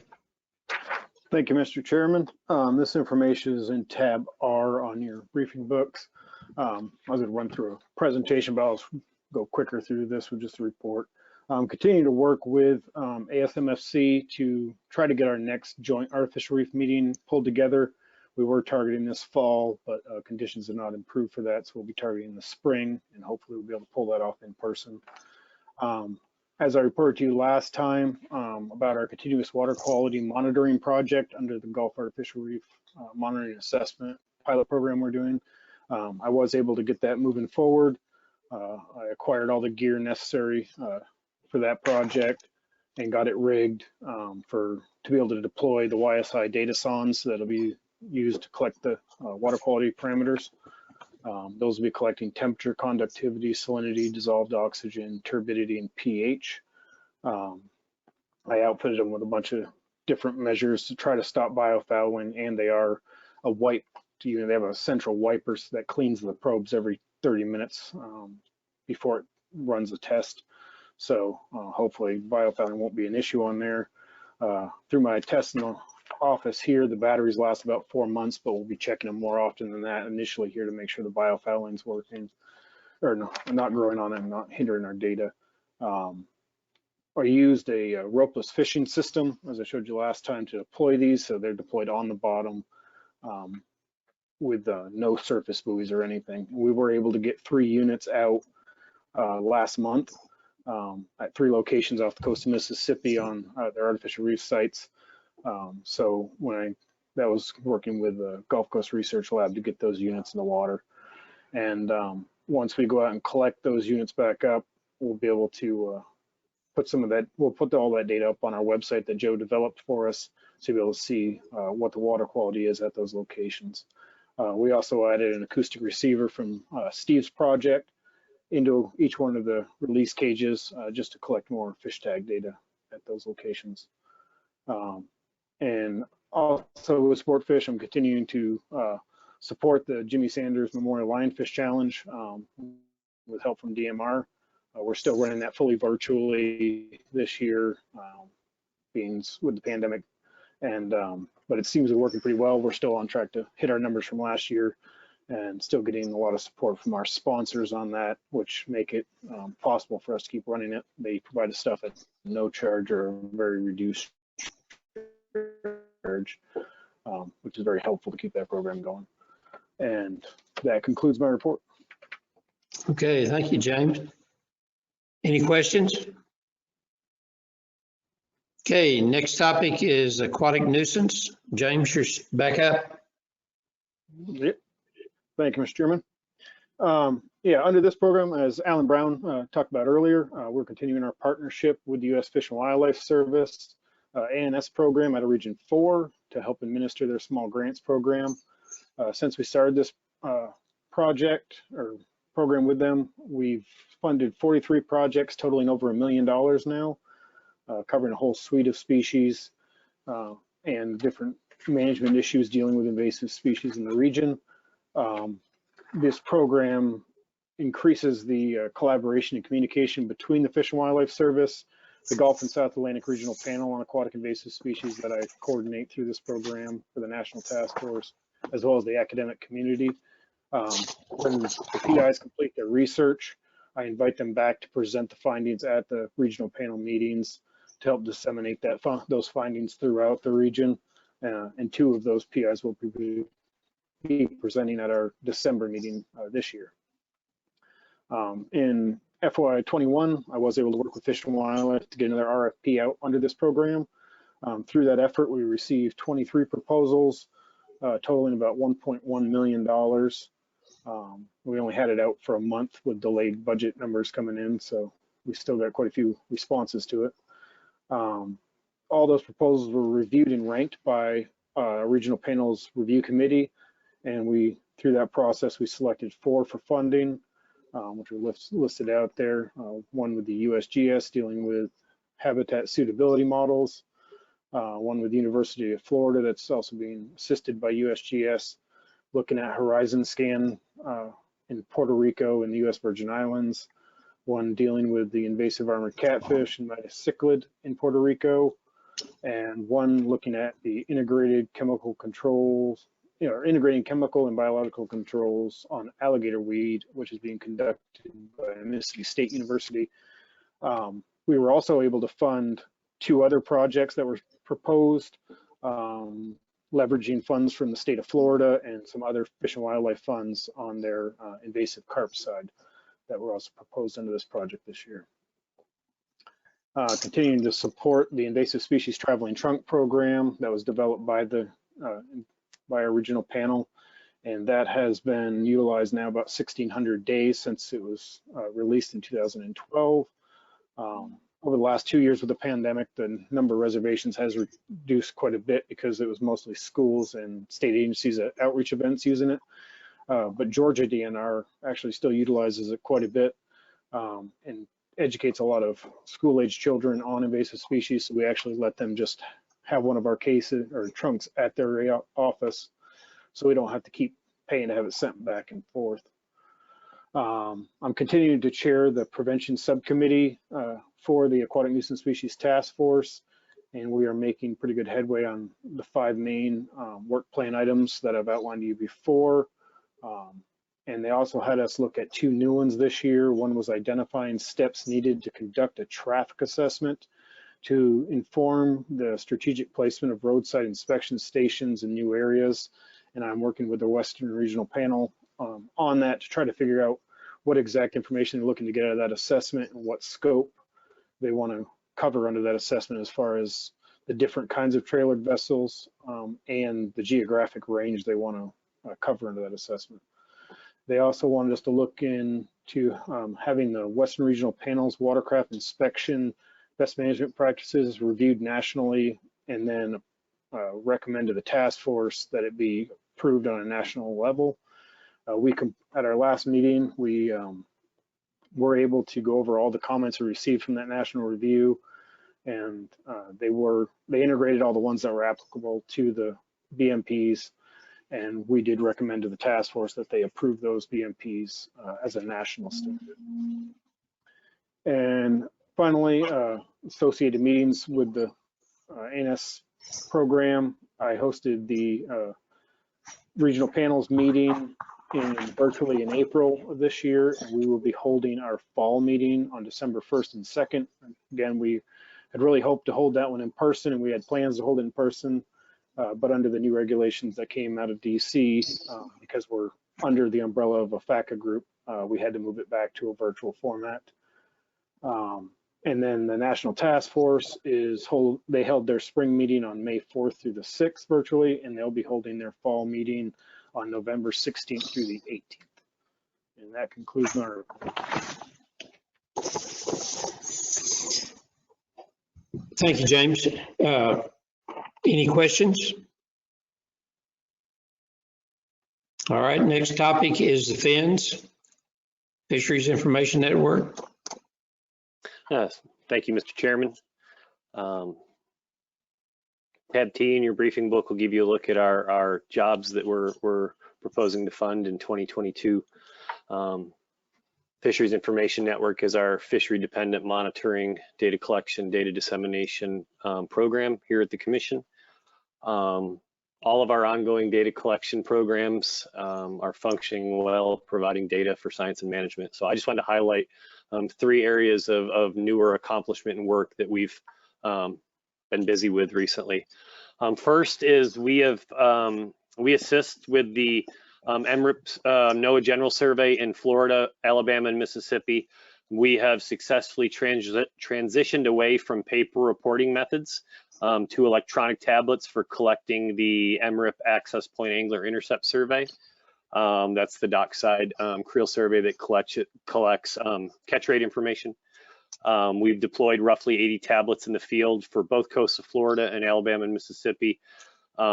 It's been a huge success. We get data 24 to 48 hours after the surveys are completed. The quality control process at the point of data collection is much more robust now, and we're able to instigate our own quality control processes at the servers here at our office much sooner than waiting for paper forms to arrive. And all that means we're providing clean data to Noaa Fisheries 4 to 5 days sooner than we did under paper reporting methods. It's been a huge success, and we're actually seeing some of our samplers that are tech savvy are way more productive in obtaining angler interviews than they could writing information down on paper. So that's been a huge success. We're assisting Noaa Fisheries with the Southeast for Hire electronic reporting program, which is this new data collection system for federally permitted for hire operators. We're helping specifically with a dockside validation survey that the states are going to be administering. The implementation had been delayed for multiple reasons. It was supposed to start January 1 of this year. But we've completed all of our development work on the products necessary to administer this survey. We've trained Alabama and Florida samplers. They've done some field work recently. We'll be training Louisiana, Mississippi, Texas in the coming weeks. And these early months are just giving us the opportunity to familiarize everybody with the survey, how to administer it. Sounds like it's going to be a couple years before this effort becomes the official data collection method. But we're excited to finally be putting boots on the ground for this. Lastly, on the commercial side, we're continuing some research on commercial conversion factors. This research is attempting to either verify the historical conversion factors or update those conversion factors. They're used to convert commercial landings from their reported units to whole weight. We completed a project in 2020, which was our first phase looking at shrimp. We did observe some differences from historical values, and states believe they've improved those factors now, and they have a lot more confidence in what they're using. Starting this year, we're going to continue the same general methodology, but looking at various reef fish species, including several species of snapper and grouper, depending on what state you're looking at. That project's going to run probably into 2023. Louisiana's going to have to start a little later because of the hurricane impacts. But once we have some findings from that, we will provide those as a report to the appropriate committees and to the commission business session. Mr. Chairman, that concludes my program report. Thank you. Any questions? Okay, fisheries restoration. Thank you, Mr. Chairman. Just a brief rundown of what's been going on with the fisheries restoration program. Laura Picarello actually mentioned earlier in her brief on the Sea Grant side of things, the Return 'em Right program, and I just wanted to kind of touch on that real quick. When you hear that, that's kind of synonymous with our program. It's one big component of it, as well as some of the work that she mentioned with Marcus Dryman and Sea Grant as well. So back in April, the commission funded two academic institutions to do some data collection and monitoring studies investigating post-release mortality. And of those 2 studies, Marcus's was one of them, and the other one was Dr. Steve Zadelmeyer with Auburn University, and his research team leads at Dolphin Island, Alabama. So they're working on looking at post-release mortality of red snapper, and then Marcus Dryman's project is doing a little bit more in-depth investigation into Gulf-wide depredation issues. So we're hoping to get some good results from those 2 studies. We're also working to put 2 more agreements in place to fund 2 additional studies looking at post-release mortality rates in the Gulf. One of those studies will be off the coast of Louisiana, and we'll kind of focus on a suite of reef fish species, so gray triggerfish, greater amberjack, and red snapper. And then the 4th study would be looking at gag grouper and barotrauma effects off of the West Florida shelf. So between those 4 studies, we're going to have a really good coverage of different species across the entire Gulf, and hopefully get some good information on post-release mortality or discards and effects from barotrauma to be able to utilize that information and feed into our outreach and education, hopefully into the science and stock assessments, and also help us measure some of the restoration effects from this project. We've also been working with our project team members at Noaa and some of the state marine resource agency reps, particularly in Florida, Alabama, and Mississippi, to provide support for additional data collection through ATSI Observer programs. Mississippi and Florida already have existing programs, but Alabama is actually hoping to start up or reestablish the program that they had previously had. And we're hopeful that we'll be able to start those data collection and expansion in this upcoming fishing season. And additionally, the Southeast Region Head Boat Survey is going to have 2 data, or I think 2 data fields, 1 or 2 data fields added to it to collect discard information from that survey as well, that will kind of complement what we're getting through the ATSI Observer programs. We're also fielding a human dimension survey right now. We contracted with Southwick Associates to implement the survey. It's a pretty interesting side of the project. We're surveying reef fish anglers across the Gulf to measure their knowledge, behaviors, attitudes, and understanding of best release practices. So we actually started the baseline survey, which is the first of 2 surveys that are email based, this September and October. We just finished the federal for hire portion of it, and we're hoping to start the private recreational angler portion of the baseline survey here soon in the next couple weeks. Once that's finished, we'll have a preliminary report, and then again in 2024 or 2025, we plan to have a follow-up survey to the initial baseline survey. And what that's going to allow us to do is to measure the changes from what would be the baseline of what the knowledge and perceptions were from anglers across the Gulf. So really excited about that as well. You know, just kind of touching on what Laura mentioned, a lot of the stuff about the Return 'em Right program and the outreach education that is happening through that program. Just want to touch on a couple keywords here, but Florida Sea Grant has kind of taken the lead on that. We're involved in it as well. But that's a pretty large scale outreach and education campaign that we hope will kind of expand across the Gulf region and even into other portions of the country where barotrauma is an issue. And what we've done to kind of help facilitate that learning experience is we've created an education module for anglers. So we've got the first iteration of this education module that just became available in our phase 1 rollout a few weeks ago, where the federal for hire permit holders will be able to go into this education module, go through it, test it out for us. Once they complete it and learn about best release practices, they'll be able to receive free release gear through the program to hopefully increase survival of discarded fish. We're testing that out hopefully so that we can roll it out on a larger scale to tens of thousands of private recreational anglers, hopefully this spring prior to the upcoming fishing season in 2022. And that's pretty much it. Well, we've got a few next steps. We're going to continue working on getting those 2 other research studies finalized so they can begin, as well as working with the state reps on the ATSI Observer programs in the respective states. And then also wanted to mention that this December, we're hoping to host a workshop to develop a manual on best release practices, where we're planning to convene a group of anglers, scientists, and fisheries managers from across the 5 states so that we can kind of all discuss what the standards are for best release practices in the Gulf, and kind of have one central voice, one central place where people can go to find that information. It's somewhat of a follow-up to the 2019 Release Mortality Symposium.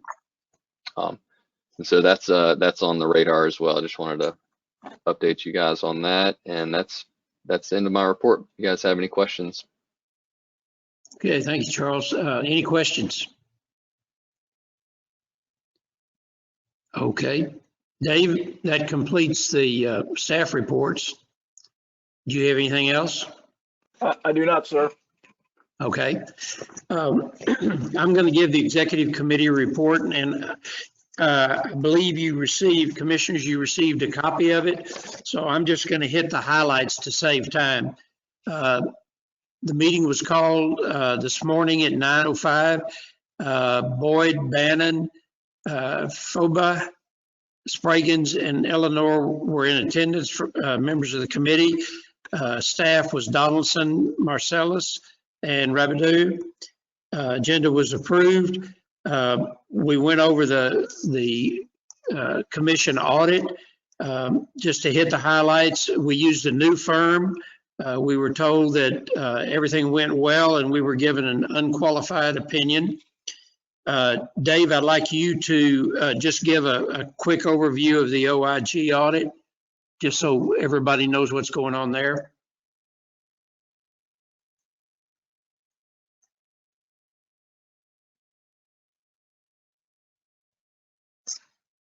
Microphone, Dave.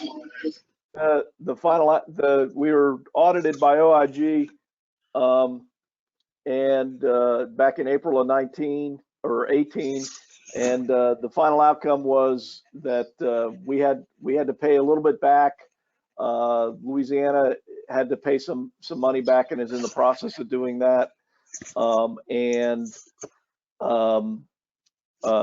the majority of the disallowed costs were allowed.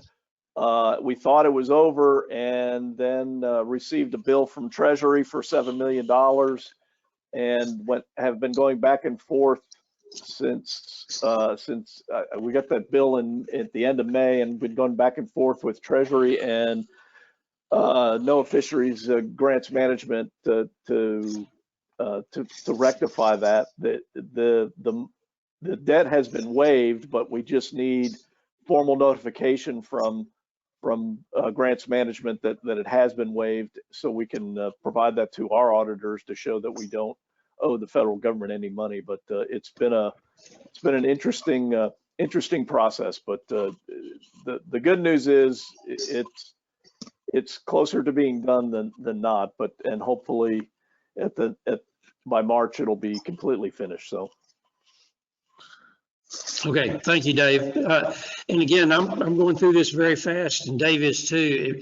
If any of the commissioners have any questions, feel free to either call me and I'll get with Dave and get you an answer, or call Dave directly. We received the financial report. We can go over that in more detail, but I believe you also have those numbers. We received the budget for next year. The amount of the budget is $12,699,000, and motion was made by Scott Bannon, and it was seconded and passed to approve the budget. Dave, do we need to get the commissioners as a whole to approve that also? Once you're done reading the report, we'll just get a motion to accept the report, and that will accept all the motions within that report. Okay, I just didn't know if you needed that one specific. No. Then there was discussion on the Lyle Simpson Award, which we have talked about already, and there was considerable discussion about staff compensation, and I want to read the last part of it. Scott Bannon moved the Gulf States Marine Fisheries Commission establish a minimum raise of 2.5% or $1,000, whichever is larger, for all staff that meet or exceed expectations related to their job performance. All raises would be contingent upon availability of funds in the Gulf States Marine Fisheries Commission budget for the coming year. The motion was seconded by John Forbay and passed unanimously. I wanted to read that to be sure that you got that information. Under other business, Dave made note that Mississippi and Texas had additional representatives that need to be appointed to the commission, and that was the end of the report. So I would entertain a motion to accept the executive committee report. I'll motion. Okay, motion by Scott, second. Reed, I'll second. By Reed. Any questions? And again, Dave, this has gone out to all the commissioners, right? Yeah, I thought it had. Okay. Yes, sir. No questions? Hearing no questions, is anyone opposed? All right, the executive committee report is approved. Next on the agenda is state directors reports. So, Mr. Chairman, since we got 5 minutes left, all those reports are in the briefing materials. I would suggest that you know, if people have questions, they can contact the states directly or contact me, and I can contact the states. Just for the sake of time, I would not, unless there's a specific issue for a specific state that they want to bring up, I would say we just and they'll be part of the minutes as well. So I don't know that there's a need to read them at this point. I concur. Do any of the states have specific things they'd like to bring up? If not, we'll move on.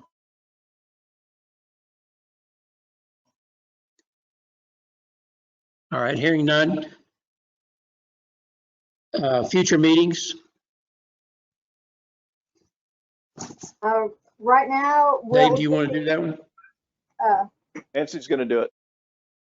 Our next annual meeting will be scheduled for March of 2022. We're going to try again to hold that meeting in the state of Florida, since we still have not gone to Florida. So I'll be working with probably the same hotels that I've received bids for the last two meetings. And whenever I get something together, I'll get with Dan Eleanor if he has a preference on any of them, and we'll move forward with that. Okay, thank you. And then October would be in Texas. Is that correct? Yes. Okay. I'll be working with our Texas commissioners when it gets a little bit closer where they would like to for us to meet. Okay, probably not Big Bend. Yeah, even though it's beautiful. South Padre is off the list. We've already done that. Okay. Next on the agenda is Dave with publications lists and web statistics.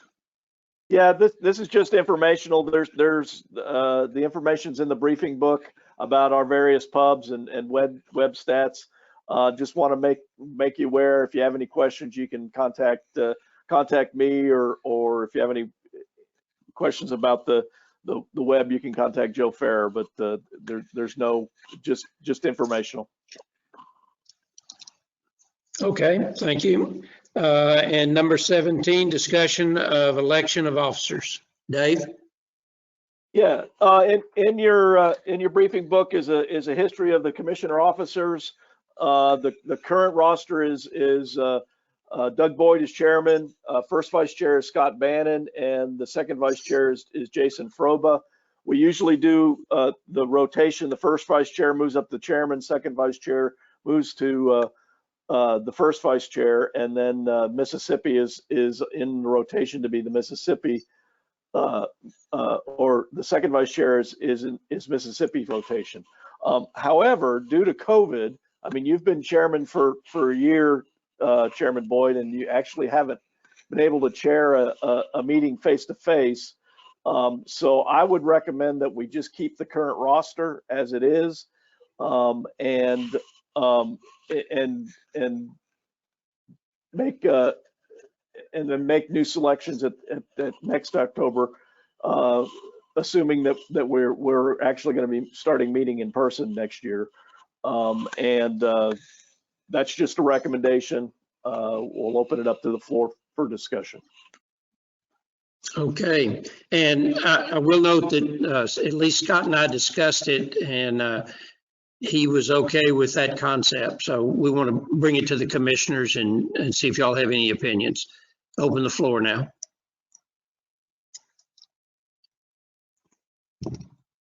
This is Joe. I'm good with that. Okay. I'm your biggest. No objections here. I'm sorry, Scott, I was talking over you. I said, I'm your biggest supporter. And we do need to formally re-elect you, Scott, and Jason, just for the record.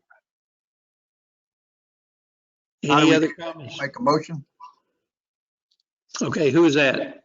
This is Joe. Did we make a motion to formally reappoint Scott and Jason as first and second vice chair? And Doug is chairman, correct. Doug as chair? Is that what we need? We need a motion. If it is, I'll make that motion.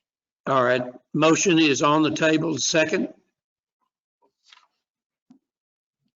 This is Reed, I'll second. All right, second by Reed. Any further discussion? Okay, any opposed to the re-election of those names? Hearing none, motion is approved. Okay, Dave, I'll go back to you before we ask for, or while we ask for other business and then adjourn.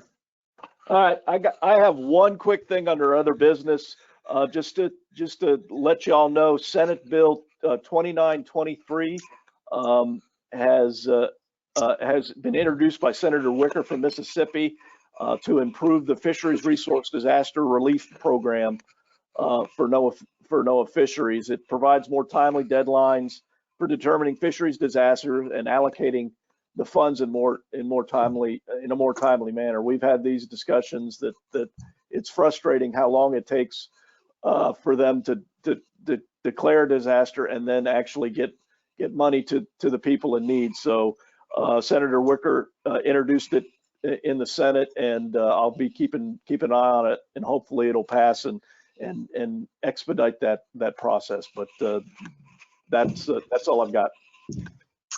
Okay. Any further business, anyone? Hearing none, I'd like to get a motion to adjourn. Going on for over a month. This is Joe. I'll make a motion. All right. Thank you, General. Second? Second, Scott. Scott? No discussion, I'm assuming. So we stand adjourned. Motion approved. Thank you, everyone. Thank you, staff, especially for all your hard work.